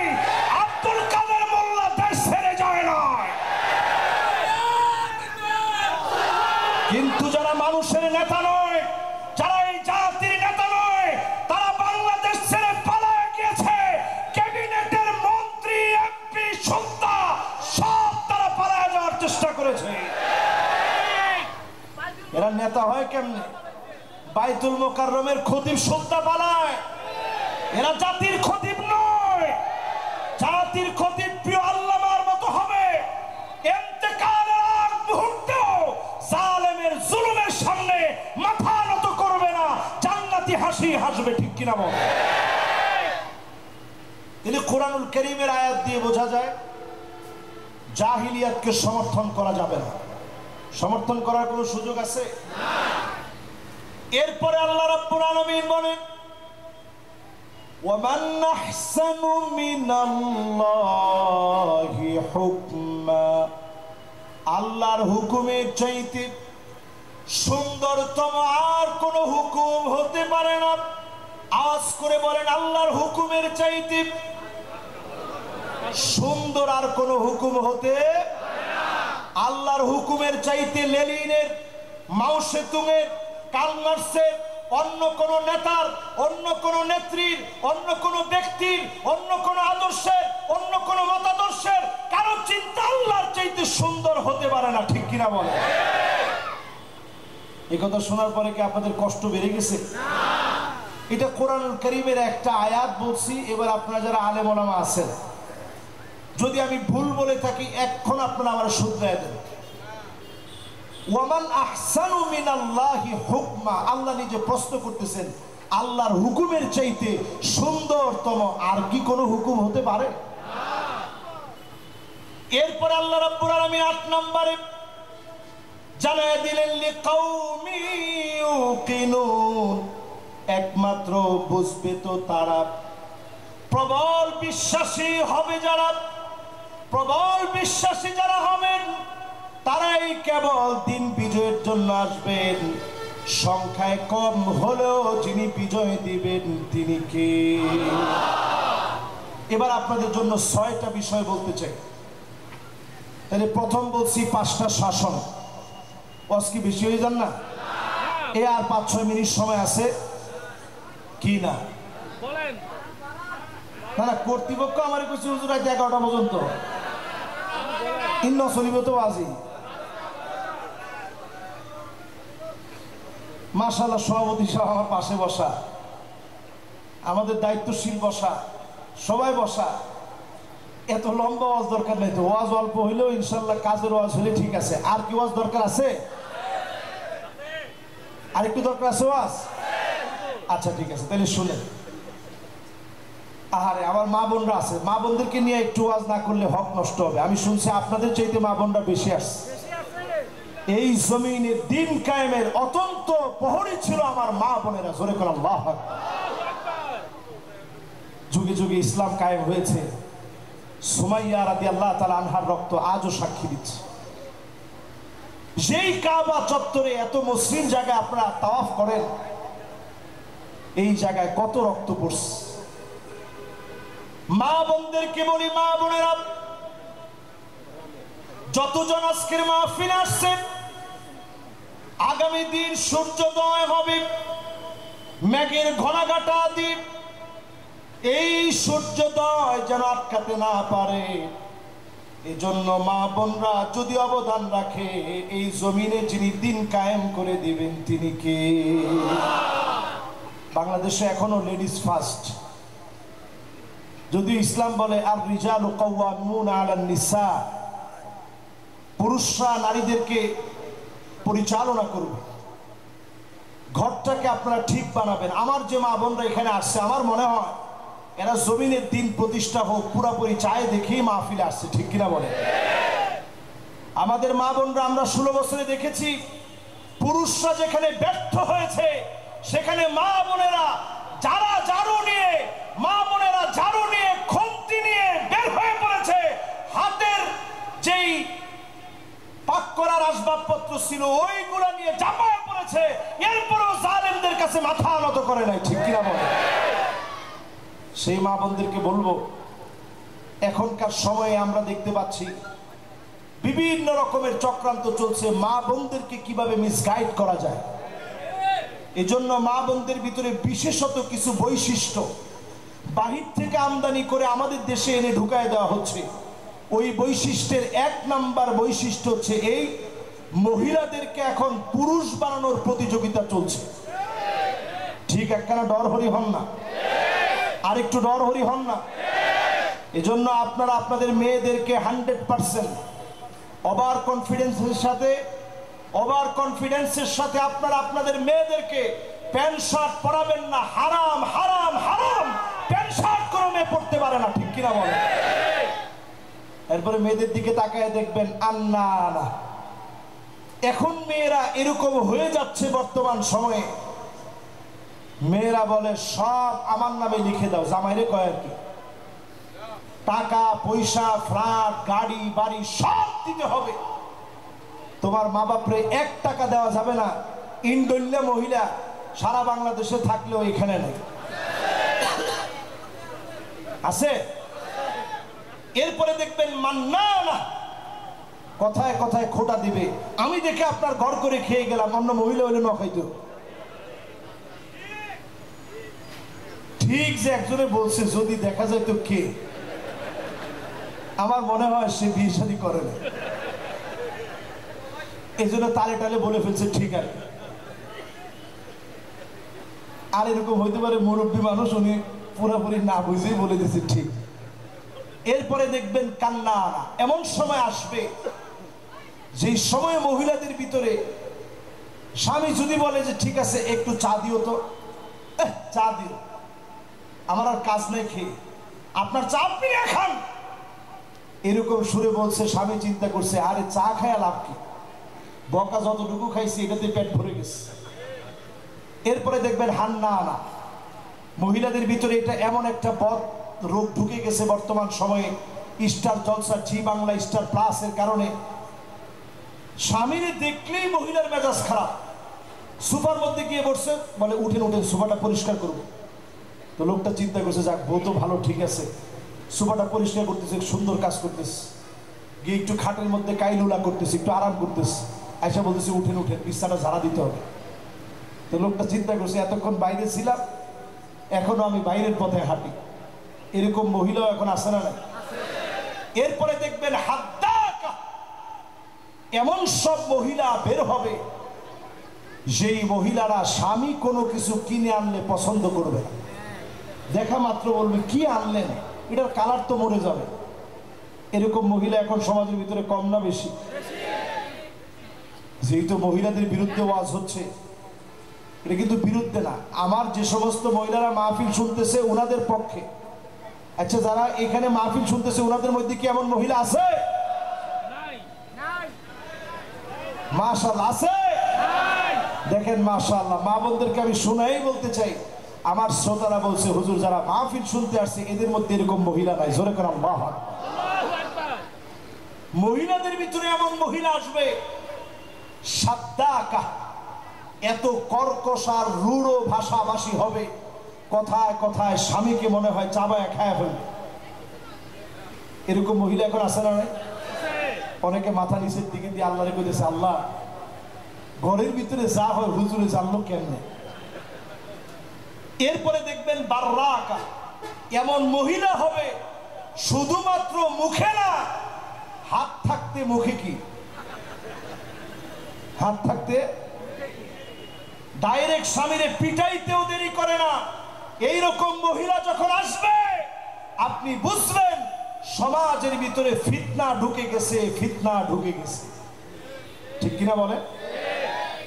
এই জন্য আজকের মাহফিলে বলি, মা বোনরা যারা শুনছেন, খায়রুন নিসাইল আলামিন আরবাব, আমার আপনার শ্রেষ্ঠ নারী 4 নারীর মতো হন। খাদিজা রাদিয়াল্লাহু তাআলা আনহার মতো হন।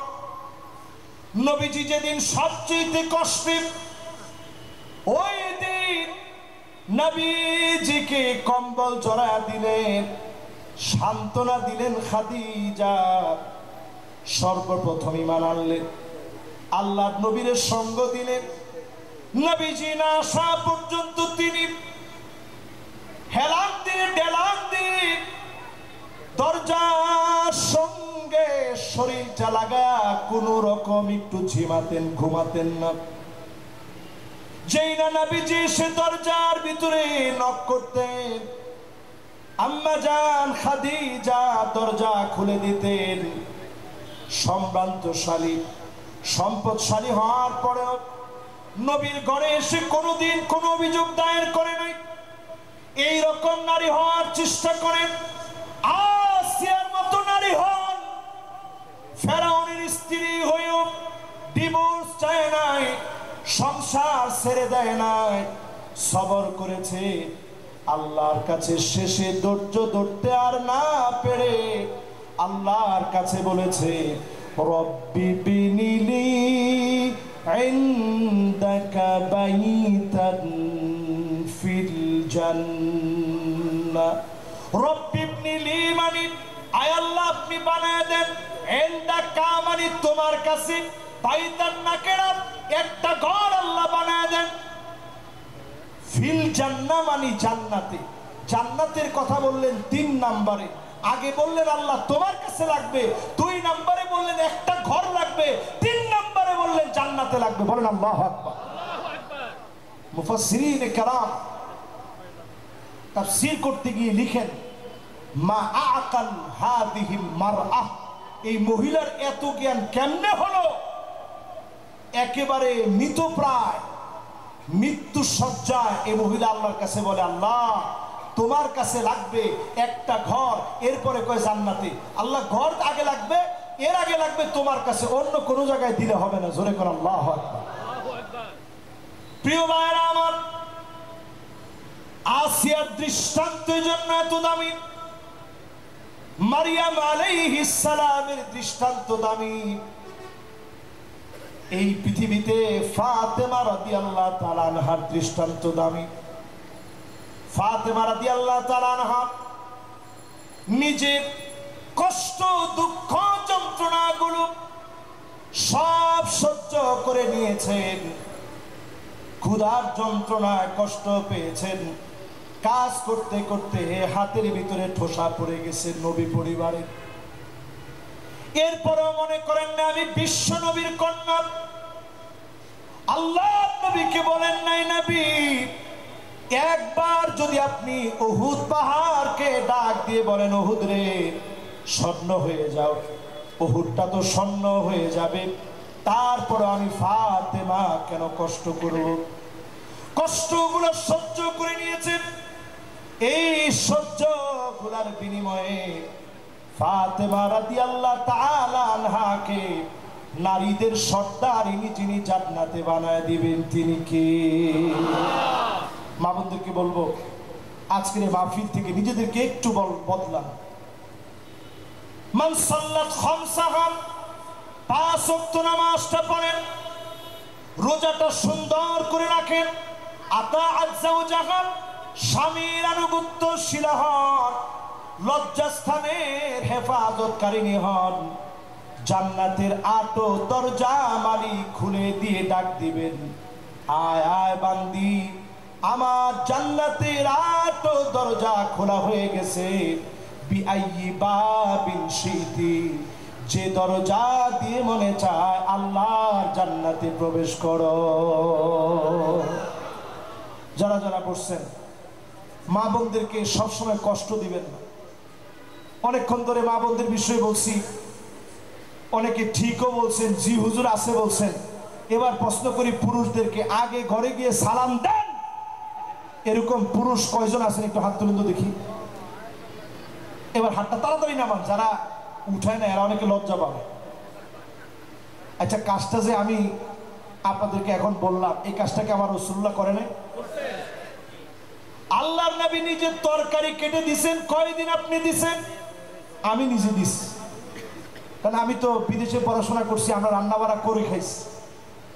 তো বিয়ে করার আগে শুরুতে আম্মারে দিয়ে নিছি, যাতে আম্মা আবার দেখলে রাগ না হয়, আম্মা যেন বুঝে যে এটা আমার ছেলের আগের অভ্যাস। আমি খুব স্পিডে পেঁয়াজ কাটতে পারি, আজকে তো আর দেখানো সম্ভব না। তো এইরকম স্পিডে আমি পেঁয়াজ কাটতে পারি, না তাকায় পেঁয়াজ কাটতে পারি। 5 বছর কাটছি তো মিশরে। রান্নাবাড়া করার আগে পেঁয়াজটা কাইটা নিতে হইতো। তা আমি চিন্তা করতাম যে তাড়াতাড়ি পেঁয়াজটা কাইটা এরপরে রান্নাবাড়া তাড়াতাড়ি চড়াই দিতে হবে। তো প্রিয় ভাইরা আমার, মারে আগে সুন্দর করে পেঁয়াজগুলা কেটে দিছি, এরপরে যেন স্ত্রী আসলে মা যেন কোনোভাবে রাগ না হয়, এরপরে স্ত্রীরও কেটে দিছি। এখনো মাঝে মাঝে কাটলে আমার ছেলে দেখলে বলে যে আব্বা তুমি কেটো না, কিরকম দেখা যায়। তো ছেলের বয়স 8 বছর, সে অনুযায়ী সে বলে আমার আব্বা একজন মুহাদ্দিস, আমি এখনো দেখি আমার আব্বা ঘরে এসে আগে নিজে ঘর ঝাড়ু দেয়। ফাকান্নাসা রাসূলুল্লাহ, আমার নবী নিজে ঘর ঝাড়ু দিতেন। বলেন আল্লাহু আকবার।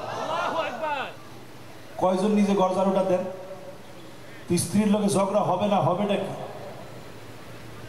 কয়জন এসে স্ত্রীকে আদর করে ছোট ছোট নাম ধরে ডাকেন?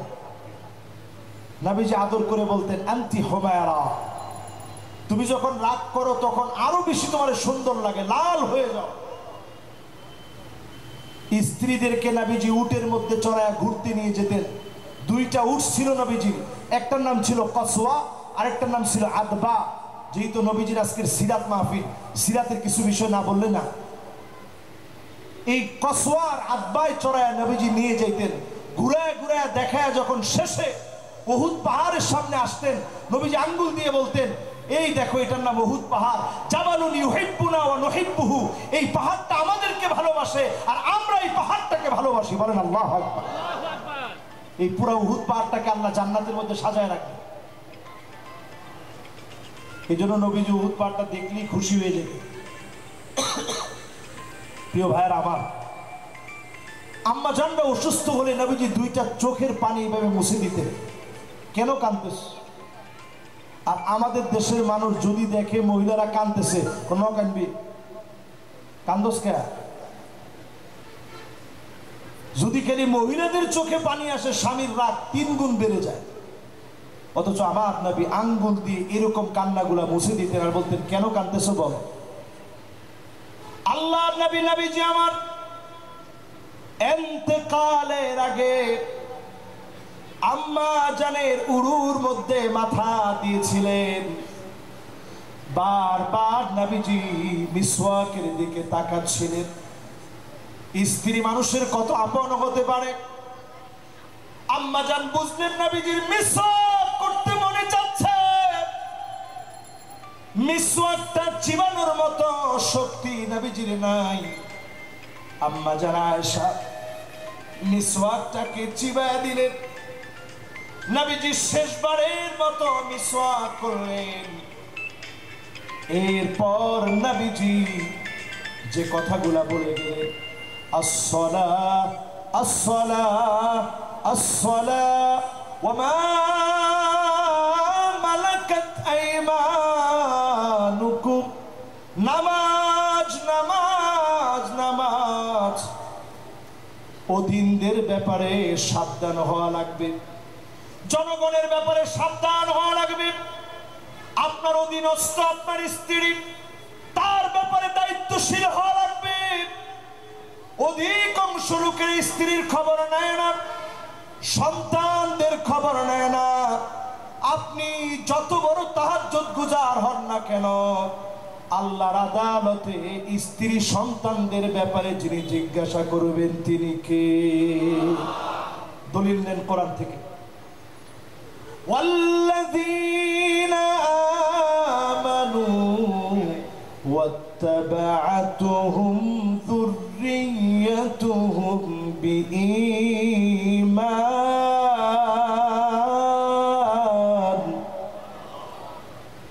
সেই দিন অসংখ্য বাপ আল্লাহর সামনে দাঁড়ায় কাঁদবে, জান্নাতের সামনে গিয়ে কাঁদবে। আল্লাহ পাক সেদিন বাপদেরকে ডাক দিয়ে বলবে আজকে তোমাদের চোখের মধ্যে পানি কেন? সেদিন বাবারা আল্লাহর সামনে বলবে আলহাকনা বিহিম যুররিয়াতাহুম, ও মালিক কোথায় আমার আদরের ছেলে, কোথায় আমার আদরের মেয়ে? আজকে তো আমার ছেলেটারে দেখি না, মেয়েটারে দেখি না। আয় আল্লাহ কোথায় আমার কলিজার টুকরা ছেলে? আল্লাহ পাক বলবে যাও তার ছেলেরে নিয়ে আসো। অসংখ্য লোকের ছেলে হাজির হয়ে যাবে, ছেলের গায়ে জাহান্নামের পোশাক পরা, মেয়ের গায়ে জাহান্নামের পোশাক পরা, স্ত্রীর গায়ে জাহান্নামের পোশাক পরা। ও আমার আজকের মাহফিলের প্রাণপ্রিয় ভাইরা, আজকে থেকে স্ত্রীকে পর্দানিশীন বানান, মেয়েকে হাতে ধরে বোঝান, সন্তানকে বোঝান। আপনি জমিনে দিন কায়েম করার চেষ্টা করেন, সন্তানকে আপনি বুঝাইতে পারেন নাই, বুঝান, তাকে আদর করে, অপমান অপদস্থ করে না। সন্তানকে বলেন তোমাকে নিয়ে জান্নাতের বাড়িতে থাকতে চাই। আদর করে যদি সন্তানকে বোঝান, এই সন্তানকে যিনি নেককার বানায়া দিবেন তিনি কে? ইসমাঈল আলাইহিস সালামের মতো সন্তানকে আল্লাহ এমন বানায়া দিবে। ইসমাঈল আলাইহিস সালাম যেমন বলেছিলেন, ইয়া আবাতি ফাআল মা তু'মার সাতাজিদুনি ইনশাআল্লাহু মিনাস সাবিরিন। যদি এইরকম সন্তান হতে হয়, আদর করে বুঝাইতে হবে। আমরা আদর করে বোঝাই না, আমরা বুঝাই কখন? মেহমান আসছে, হ্যাঁ সামনে আইনা কয়ে সালাম দে। তো মেহমানের সামনে আইসা ছেলে তো আগেই ঢোকার সময় সালাম দিছে, এখন নতুন করে কি সালাম দিবে? ছেলেকে আব্বা সালাম দিছি, দেখছেন কত বড় বেয়াদব, ও পাক্কা একটা বেয়াদব। ওরে সালাম দিতে বলে সালাম দেয় না, লেখাপড়া নাই। আপনি যে নসিহত করছেন, আপনি সন্তানের উপরে জুলম করলেন। আপনি বাপ হিসাবে সন্তানের সঠিক অধিকারটা আদায় করেন নাই, ঠিক কিনা বলেন? এটাতে ঠিকটা আপনারা খুব আস্তে বলছেন, একটু জোরে কোন ঠিক নেই এটা। সন্তানদেরকে এইভাবে কোনোভাবেই এইরকম তাদেরকে আপনি নসিহত করতে যাবেন না। একা একা সন্তানের পাশে গিয়ে, ও ঘুমের থেকে উঠছে, মাথা একেবারে ক্লিন ঠান্ডা মেজাজ, মাথার চুলগুলোর মধ্যে হাত বুলাই দিয়ে আদর করে দিয়ে বলেন, বাজার কতদিন বাপের এরকম হয়েছে, নতুন একটা জামা কিনি নাই, তোরে কিনে দিস। কতদিন এরকম হয়েছে, বাপ অফিস থেকে আসছি, রিক্সাটা নেই নাই, তোর জন্য 2টা টাকা সঞ্চয় করে রাখছি। কতদিন এমন হয়েছে, নাস্তা খেতে বসি নাই, বন্ধুদের সঙ্গে আড্ডায় বসি নাই, ওই টাকাটা তোর ভবিষ্যতের জন্য সঞ্চয় করে রাখছি। বাজান তুই তো আমার স্বপ্ন। আদর করে যদি সন্তানের মাথায় হাত বোলায় দিয়ে বোঝান, আপনি দেখবেন সন্তানটাকে আপনার অনুগত যিনি বানায় দিচ্ছেন তিনি কে? প্রিয় ভাইরা আমার, মা বোনেরা যারা শুনছেন, আমার যত বাবা যারা শুনছেন, তরুণ প্রজন্ম যারা শুনছেন, আগামীর পৃথিবী অবশ্যই যিনি কোরআন সুন্নাহকে বিজয়ী বানাবেন তিনি কে? শেষ লিকাউমি ইউকিনুন পর্যন্ত শোনায় আমি বলছি 6টা বিষয় বলবো। এখন একটা লোক লইলেন না, এরপরে ইনশাল্লাহ আপনাদের ছুটি। 6টা বলতে আমার সর্বোচ্চ এই ধরেন এখন 16 বাজে, আর 10টা মিনিট লাগবে। এই 10টা মিনিটে একটা লোক উঠেন না, মাশাআল্লাহ সবাই মনোযোগ নিয়ে শুনতেছেন। এখন একজন উঠছে, যদি বসে আমি দোয়া করে দেবো, দেখি। মাশাআল্লাহ, লিল্লাহি তাকবীর, ইন্না সোতা বাজে। এই যে আরেকজন উঠছে, মাশাআল্লাহ, কোমর ব্যথা হয়ে গিয়ে না, মাশাআল্লাহ, উনিও তো বসে গেছে, লিল্লাহি তাকবীর। এবার 6টা বিষয় আপনাদেরকে শোনাই। বাংলাদেশে যে নতুন একটা অবস্থা দেখতেছেন, এত ভালোবাসা, এত আবেগ, এত অনুভূতি, সবাই কিভাবে বুকে টেনে নিচ্ছে। এরপরেও যদি ভুল করেন, আগামী দিনে 6টা বড় বড় বড় বড় আযাব আসবে এই দেশে।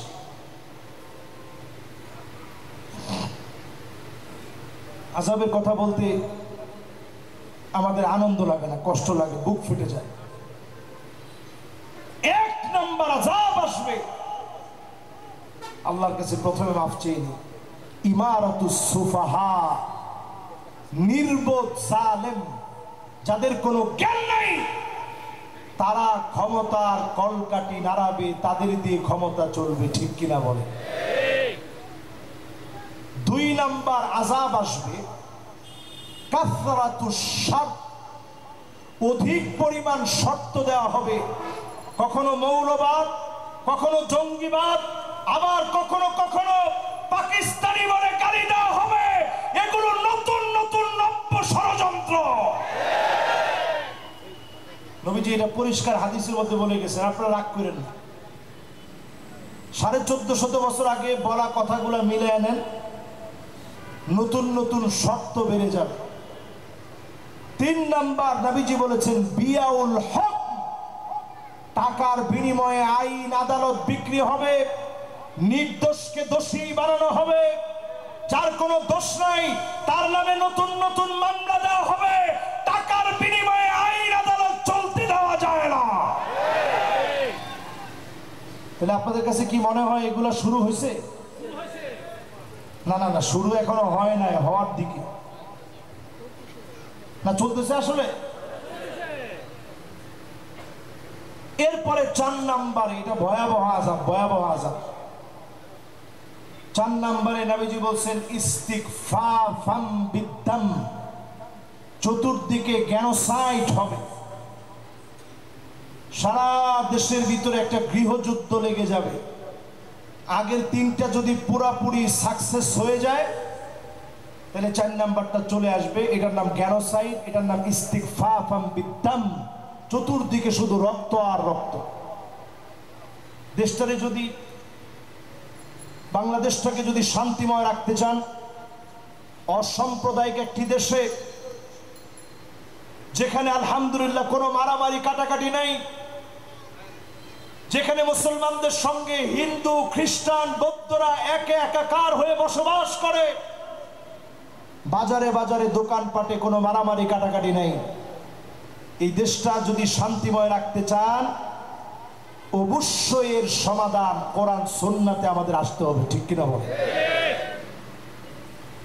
5 নম্বরে আল্লাহর হাবিব বলেন কতিয়াতুর রহিম, আত্মীয়তার সম্পর্ক ছিন্ন হয়ে যাবে। আপন ভাই আপন ভাইয়ের বিরুদ্ধে দাঁড়ায় যাবে, আপন ভাই ভাইয়ের বিরুদ্ধে দাঁড়ায় যাবে, ভাইয়ে ভাইয়ে মারামারি করবে, আরেকজন অন্য দল করতে বিদায় নিজের দলের ক্ষমতা খাটায় অন্য ভাইয়ের সম্পদ লুণ্ঠন করে নিবে। এমন ঘটনা এখন বাংলাদেশে একটা হয় নাই।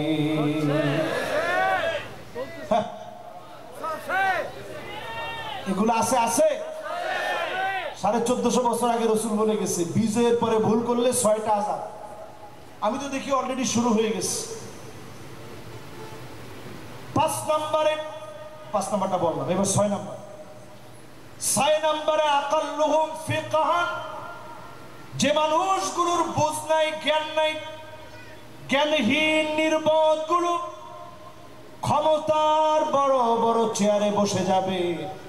এজন্য তাকায় দেখবেন বর্তমান সময়ে শিশু বাচ্চাদেরকে গান শেখানোর জন্য গানের শিক্ষক নিয়োগ দেওয়া হয় ঠিকই, আলেমদেরকে কোরআন শেখানোর জন্য নিয়োগ দেওয়া হয় না। কে বলবে এটা? এরপরে যেহেতু 10 মিনিট এখনো হয় নাই, 6টার পরে আর কয়েকটা কথা শোনাই দিই, কি বলেন? আবার কবে কোন সময় সুযোগ হয় বলা তো যায় না। শেষ কথায় আজকের এই মাহফিলে বলবো, যদি আগামী দিনের সুন্দর একটা সমাজ বিনির্মাণের চিন্তা করেন, 1 নম্বরে এই জমিনে যারা আমরা আছি সবার একটাই কাজ, ওয়াহদাতুস সাফ, এক কাতারে কাতারবদ্ধ হওয়া লাগবে। বিচ্ছিন্ন জনগোষ্ঠীকে আল্লাহ কোন জায়গায় বিজয়ী বানায় না। না না, এটা ঠিক হয় না, এরকম না তো, জোরে বলে না না। এখনো মনে অনেকে চিন্তা করে এটা মিলাইতে পারেন না। আমি এই যে লাল টুপিটা বাংলাদেশে পরি একে শুরু থেকে, কেন পরি জানেন?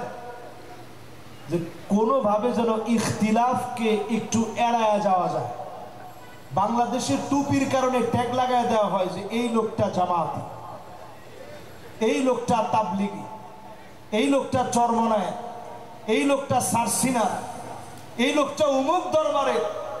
শুধুমাত্র টুপির কারণেও এই দেশে ট্যাগ লাগায় দেওয়া হয় যে অমুকে অমুক দলে। এই জন্য আমি দেশে আইসা প্রথমেই চিন্তা করলাম যে আল্লাহ টুপি কোনটা পরি। আমি চিন্তা করলাম যে লাল একটা টুপি পরি, যেটা আজহারের টুপি। যদি কেউ প্রশ্ন করে হুজুর এই টুপি কেন পরছেন, আমি বলবো মুসলমানের চেতনা হচ্ছে রক্তে লাল, জিহাদের তামান্নার চেতনা, এজন্য টুপি পরছিলাম, যাতে অন্তত কোনো ইখতিলাফ সৃষ্টি না হয়। বড় আফসোস আর পরিতাপের বিষয়, এখনো আমরা ধাক্কাধাক্কি নিয়ে আসি।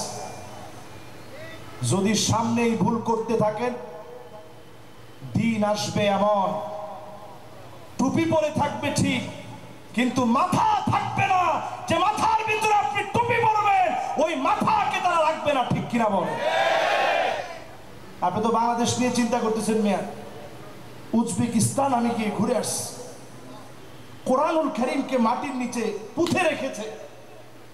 যেই উজবেকিস্তান ইমাম বুখারীর দেশ, ইমাম কুস্তালানির দেশ, ইমাম বদরুদ্দিন আইনির দেশ, বুরহানুদ্দিন মারগালানির দেশ, ইবনে সিনার দেশ, ইমাম শাসির দেশ, ইসমাইল কফফালা শাসির দেশ, এত এত আলেমের দেশ সেই উজবেকিস্তান, যেখানে মোড়ে মোড়ে মোড়ে মোড়ে আলেম। সেই উজবেকিস্তানে গিয়ে দেখি জালেম শাসকদের শাসনের পরে মুসলিম ছিল শাসকরা, কিন্তু কিরকম জালেম, যারা বাধ্য করেছে কোরআনকে মাটির নিচে পুঁতে রাখতে। এক মুস্তাফা কামাল আতাতুর্ক তুরস্কের অবস্থা এমন করেছে, কোরআন তারা পড়তে দেয় না। সুতরাং যদি আবার সেই রকম চিন্তা করে, বাংলাদেশের অবস্থা ভয়াবহ হয়ে যাবে। ভয়াবহ দিন থেকে যদি ফিরে আসতে চান, দলাদলি, মারামারি, কাটাকাটি ভুলে গিয়ে জুলম আর নির্যাতন সবাই সহ্য করছেন। আমার বিএনপির ভাইয়েরা অনেক জুলম নির্যাতন সহ্য করছে। শুধু যদি বাবর সাহেবের ত্যাগ তিতিক্ষার কথা আপনি চিন্তা করেন, কত বছর উনি জেলে ছিল, পুরাটা সময় ওনার জেলে কেটে গেছে, উনি জেলের মধ্যে কাটালেন। সাকা চৌধুরী কিরকম ব্যক্তিত্ব ছিলেন, জীবনটা দিয়ে দিলেন। উনাদের এই অবদানের সামনে এখনকার সময়টাকে আমি তুলে দিয়ে বলতে চাই, আল্লাহর রাস্তে যারা নাম ভাঙিয়ে চাঁদাবাজি ছিনতাই করছে, এদেরকে থামান, আল্লাহর গজব আসার আগে, ঠিক কিনা বলে? এবং ইসলামপন্থীদেরকে সাথে মহাব্বত ভালোবাসা যুগে যুগে যেভাবে ছিল, মহাব্বত ভালোবাসার ভিতরে যেন ব্যত্যয় না ঘটে। এই যে জুলম আর নির্যাতন হয়েছে, জুলম আর নির্যাতনের সময় সবাই এক জুলুমের সাক্ষী ছিল। জালেমরা ছিল এক, মাজলুমরা ছিল সবাই এক। এখন যেন মাজলুমদের ভিতরে কোনো ফাটল না ধরে। আমরা এখন দেখি প্রায় প্রায় মাঝে মাঝে আলেমরাও এমন কথা বলে যেগুলো আলেমদের থেকে কোনোদিন আমরা আশা করি নাই, ঠিক কিনা বলে? শেষ একটা আয়াত শোনায় এরপরে মাহফিলের রীতি টানি। আল্লাহ রাব্বুল আলামিন বললেন, কুল হুয়াল কাদিরু আলা আন ইয়াবআসা আলাইকুম আযাবাম মিন ফাওকিকুম। ও নবী, আযাব আসবে উপরের দিক থেকে। এবার একটু আমার সঙ্গে একটু হাতটা উঠায় বলেন, কোত্থেকে? সবাই বলেন কোত্থেকে? এবার হাতটা নামান। উপরের দিকের আযাবের নাম হচ্ছে এমন বৃষ্টি হওয়া, যেই বৃষ্টির কারণে মানুষের চলাচল বিপর্যয় হয়ে, অন্যান্য নবীর সময় যেমন বৃষ্টির কারণে মারা গেছে, এরকম বিপর্যয় সহ বৃষ্টি আসা, বজ্রপাত হওয়া, আকাশ থেকে একটার পর একটা গজব নেমে আসা। আল্লাহ রাব্বুল আলামিন জানায় দিলেন, নবী এইরকম আযাব আসবে। নবীজি কান্না শুরু করছেন, আল্লাহ আমার উম্মতকে এরকম শাস্তি দিয়েন না, এটি আমার উম্মত, গুনাহ করলে আল্লাহ আপনি মাফ করে দিয়েন, এরকম শাস্তি দিয়েন না। আল্লাহ দ্বিতীয় অপশন দিলেন, আও মিন তাহতি আরজুলিকুম, নবী হে শাস্তি আসবে পায়ের নিচ থেকে। টর্নেডো আসবে, ঘূর্ণিঝড় আসবে, ভূমিকম্প আসবে, ভূমিধস হবে। নবীজি আবার কান্না শুরু করে, আল্লাহ এই আযাবটা দিও, আমার উম্মত গুনাহ করলে আল্লাহ শেষ করে দিয়েন না। আল্লাহ তৃতীয় আরেকটা অপশন দিলেন যে না, একটা না একটা তো নিতে হবেই। তৃতীয় আরেকটা অপশন দিলেন, আও ইয়ালবিসাকুম শিয়াব ওয়া ইউযীকা বা'দুকুম বা'সা বা'দ। ও নবী, আযাব আসবে এমন, আপনার উম্মত দলে দলে বিভক্ত হবে, একজন আরেকজনকে মারবে, মারার পরে বলবে মারার মতো মেরেছি, বিভক্তিকে পোশাক বানায় নিবে। প্রিয় ভাইয়েরা আমার, এটা আমার শেষ কথা। মাদ্রাসার তালিবুল ইলম ৩-৪ জন, এই যে তোমরা একটু বসেন, মাশাআল্লাহ তোমরা একটু বসো, এই যে শেষ কথা, তোমাদের উস্তাদের ইনশাআল্লাহ আমি বলে দিচ্ছি, অসুবিধা নেই, একসাথে নিয়ে যাবে। শেষ কথা, এই যে দেখেন আমার পোশাকটা যেমন টানলেও গা থেকে ছুটতে চায় না। আল্লাহ আয়াতের ভিতরে বললেন আপনার উম্মত দলে দলে বিভক্ত হওয়াকে পোশাক বানাবে। নবীজি তারপরেও মুস্কি হেসে আল্লাহর কাছে সঁপে দিয়ে বলেন, আল্লাহ বেশি দিন তো আমার উম্মত ভাই ভাই কতক্ষণ আলাদা থাকবে, এক সময় ঠিক হয়ে যাবে। 54 বছর কেটে গেছে, আর 1 সেকেন্ড উম্মতে মুহাম্মাদের ভিতরে দলাদলি যেন না থাকে, সবাই যেন আমরা এক হয়ে যাই, ঠিক কিনা বলেন? আর কতদিন আপনারা দলাদলি করবেন? এই জন্য অমুকের আকীদা খারাপ, অমুকে পথভ্রষ্ট, ইতে ইসলামের ন, ইন কথাগুলো বাড়ানো বাড়ানি আল্লাহর হস্তে, এগুলোর সময় এখন না। মেহেরবানি করে নবীজির ওই দিনে আল্লাহর কাছে নবীজি কেঁদে কেঁদে আনছেন, আল্লাহ উম্মত বেশি দিন ইখতিলাফ করবে না, অনেক দিন ইখতিলাফ করছি, আসেন কিতাব নিয়ে আসেন, 1 পৃষ্ঠা পড়েন। আচ্ছা বলেন তো দেখি, এরকম 1 পৃষ্ঠা পড়ায় নবীজি কয়জন ঈমান আনাইছে? সাহাবায়ে কেরাম, তাবি তাবে তাবি, আইম্মা মুজতাহিদিন, কে বলছে আসো বাহাস করি? বাহাসের মধ্যে দিয়ে যদি দিন প্রতিষ্ঠা হইতো, সুবহানাল্লাহ, গলার জোরে দিন প্রতিষ্ঠা হয়। এই জন্য আজকের মাহফিলে পরিষ্কার ভাবে বলি, ভাই আমরা দল অন্ধ না হই, দলাদলি না করি, মারামারি না করি, ওয়াহদাতুস সুফুফ, এক কাতারে কাতারবদ্ধ হয়ে যায়। আল্লাহ যেন আমাদেরকে তৌফিক দান করেন, পড়েন আমিন। যতগুলো কথা বললাম, একটা লোক আমরা উঠবো না আজকে, ফিলিস্তিনের জন্য আমরা মন থেকে দোয়া করে এখান থেকে বিদায় নিব। যতগুলো কথা বললাম, ভুল ত্রুটিগুলো আল্লাহ তাআলা মাফ করে দিক, পড়েন আমিন। আজকের এই মাহফিলে আমার যত ডেলিগেট ভাইরা, দায়িত্বশীল ভাইরা, যারা যারা আসছেন, সবাই ধৈর্য ধারণ করে এত সময় শুনছেন, আল্লাহ তাআলা এই সময়টাকে আমাদের দিন প্রতিষ্ঠার কোরবানি হিসেবে আল্লাহ তাআলা কবুল আর মঞ্জুর করুন, পড়েন আমিন। আল্লাহুম্মা আমিন। اللهم إنا على ذكرك وشكرك وحسن عبادتك.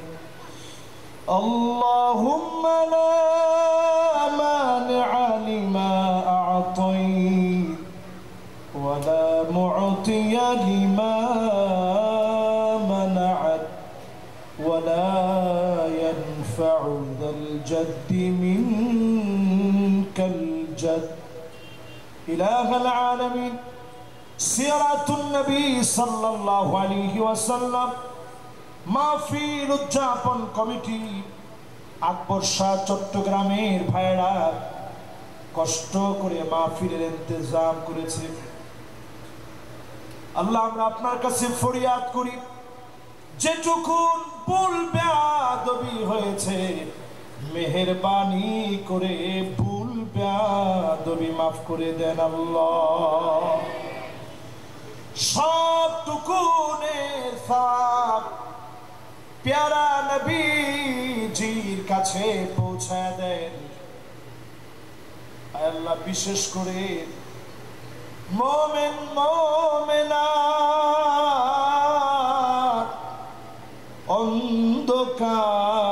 অন্ধকার কবরে যারা ঘুমায় আছে, আমাদের আত্মীয় স্বজন ডানে বামে যারা শুয়ে আছে, কবরেতে যারা ঘুমায়, আয় আল্লাহ জানি না কার কার না জানি মানা,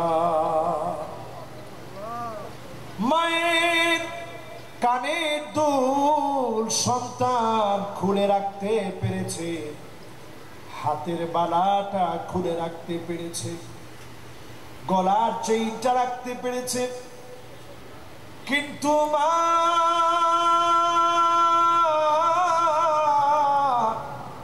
আপনার গুনাহগুলা সন্তান রাখতে পারে নাই।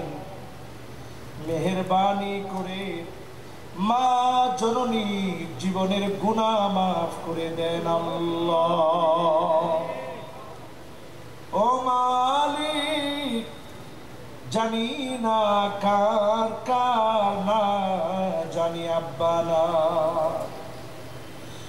অন্ধকার কবরে চলে গেছে।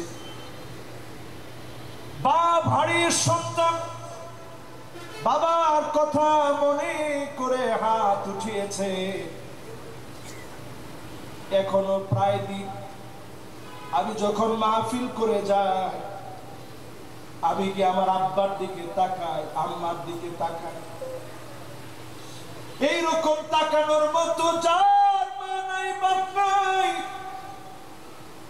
মেহেরবানি করে মা বাবার জীবনের গুনাহ মাফ করে দেন আল্লাহ। মালিক, যারা যারা হাত তুলেছি, আপনি আমাদেরকে নিয়ামত দিয়েছেন ছেলে, নিয়ামত দিয়েছেন মেয়ে। আল্লাহ আমাদের এই মেয়ে, আমাদের ছেলে, আল্লাহ প্রত্যেককে নাজাতের ওসিলা বানায়া চক্ষু শীতলকারী বানায়া দেন আল্লাহ। রব্বুল আলামিন, সারা দুনিয়াতে মুসলমানেরা মার খেয়ে যাচ্ছে। এই কয়েকটা দিন হলো যুদ্ধ বিরতি হয়েছে, এখনো থেমে যায় নাই পুরাপুরি। আয় আল্লাহ, আমার ফিলিস্তিনের দিকে তাকালে চোখগুলো অবনমিত হয়ে যায়।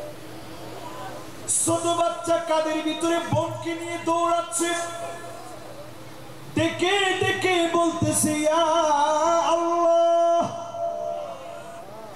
ও মালিক, মেহেরবানি করে কাফের কুফার বেঈমান বেদিন দিয়ে আর আমাদেরকে মার খাওয়ায় না রে আল্লাহ। রব্বুল আলামিন,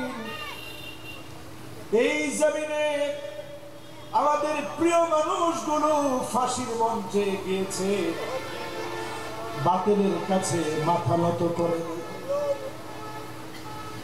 আল্লাহ তাআলা জালিমের জুলুমের শিকার হয়েছে। প্রিয় আল্লামা শেষবারের মতো তার কলিজার টুকরা শ্রোতাদেরকে শেষ কথাগুলা বলে যেতে পারে নাই। আল্লাহ, ওনার মনে বড় আশা ছিল আপনার ঘরের সামনে গিয়ে শেষবার একবার হাজিরা দিতে পারে নাই। মালিক, এই যে কোরবানি এই জমিনে বারবার হয়েছে, 24-এ যে কোরবানি হয়েছে, এই কোরবানির বিনিময়ে জমিনে দিনকে কায়েম করে দেন আল্লাহ। অনেক কিছু আপনি দেখিয়েছেন মালিক। জালেমের পতন শূন্য থেকে এত ভয়াবহ কেমনে হতে পারে, সব আপনি দেখালেন। আপনি আমাদেরকে দেখা দেন এই জমিনে দিন কায়েম হয়েছে, কোরআন দিয়ে রাষ্ট্র চলে, দৃশ্যটা দেখা দেন আল্লাহ। আল্লাহ, এটা বড় তেমন কিছু না,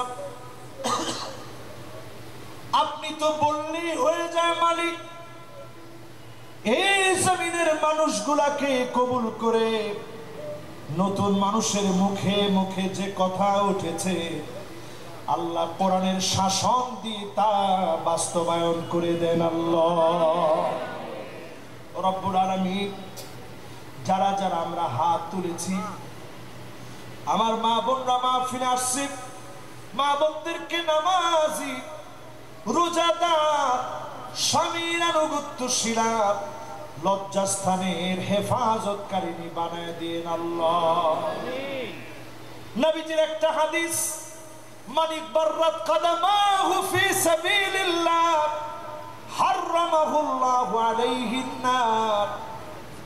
আয় আল্লাহ, আপনার হাবিব বলেছেন পায়ের ভিতরে যারা দুলিবাড়ি লাগাবে দিন কায়েমের জন্য, জাহান্নামের আগুন তাদের জন্য হারাম হয়ে যাবে।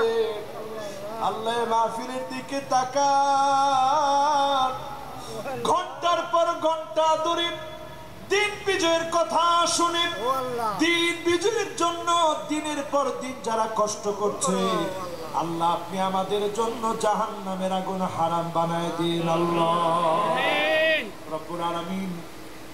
এই দুনিয়া বড় ক্ষণিকের, অল্প সময়ের দুনিয়া। আয় আল্লাহ, এই দুনিয়া থেকে চলে যাওয়া লাগবে। সিজদা যখন দিচ্ছি সুবহান রাব্বিয়াল আলা বলে যখন ডাক দিয়েছি, এমন একটা সময়ে ডাকটা দিয়ে আল্লাহ কোরআনের রাজ কায়েমের জন্য, দ্বীনের কথা বলতে গিয়ে, দ্বীনের পথে চলতে গিয়ে কবুল করে নিন আল্লাহ। আয় আল্লাহ, বিছানায় যদি শুয়েও মারা যায়, শাহাদাতের মৌত দিও আল্লাহ। মসজিদে নববী মদিনাতুল মুনাওয়ারায় আমাদেরকে নিয়ে যেও আল্লাহ। আয় আল্লাহ, যেদিন চলে যাওয়ার ডাক আসবে, ইমানের হালতে ইমানের কথা বলতে বলতে ডাকটা দিও আল্লাহ। যত ভাইয়েরা এ মাহফিলের আয়োজন করেছে, আয় আল্লাহ, আজকের এই মাহফিল থেকে মেহেরবানি করে আপনার কাছে দিন প্রতিষ্ঠার এই ইচ্ছা টার্গেটকে কবুল করে নেন আল্লাহ। আসসাইউ মিন্না ওয়াল ইতমামু মিনাল্লাহ। চেষ্টা আমরা করতে পারবো, মালিক আপনি পরিপূর্ণতা না দিলে হবে না।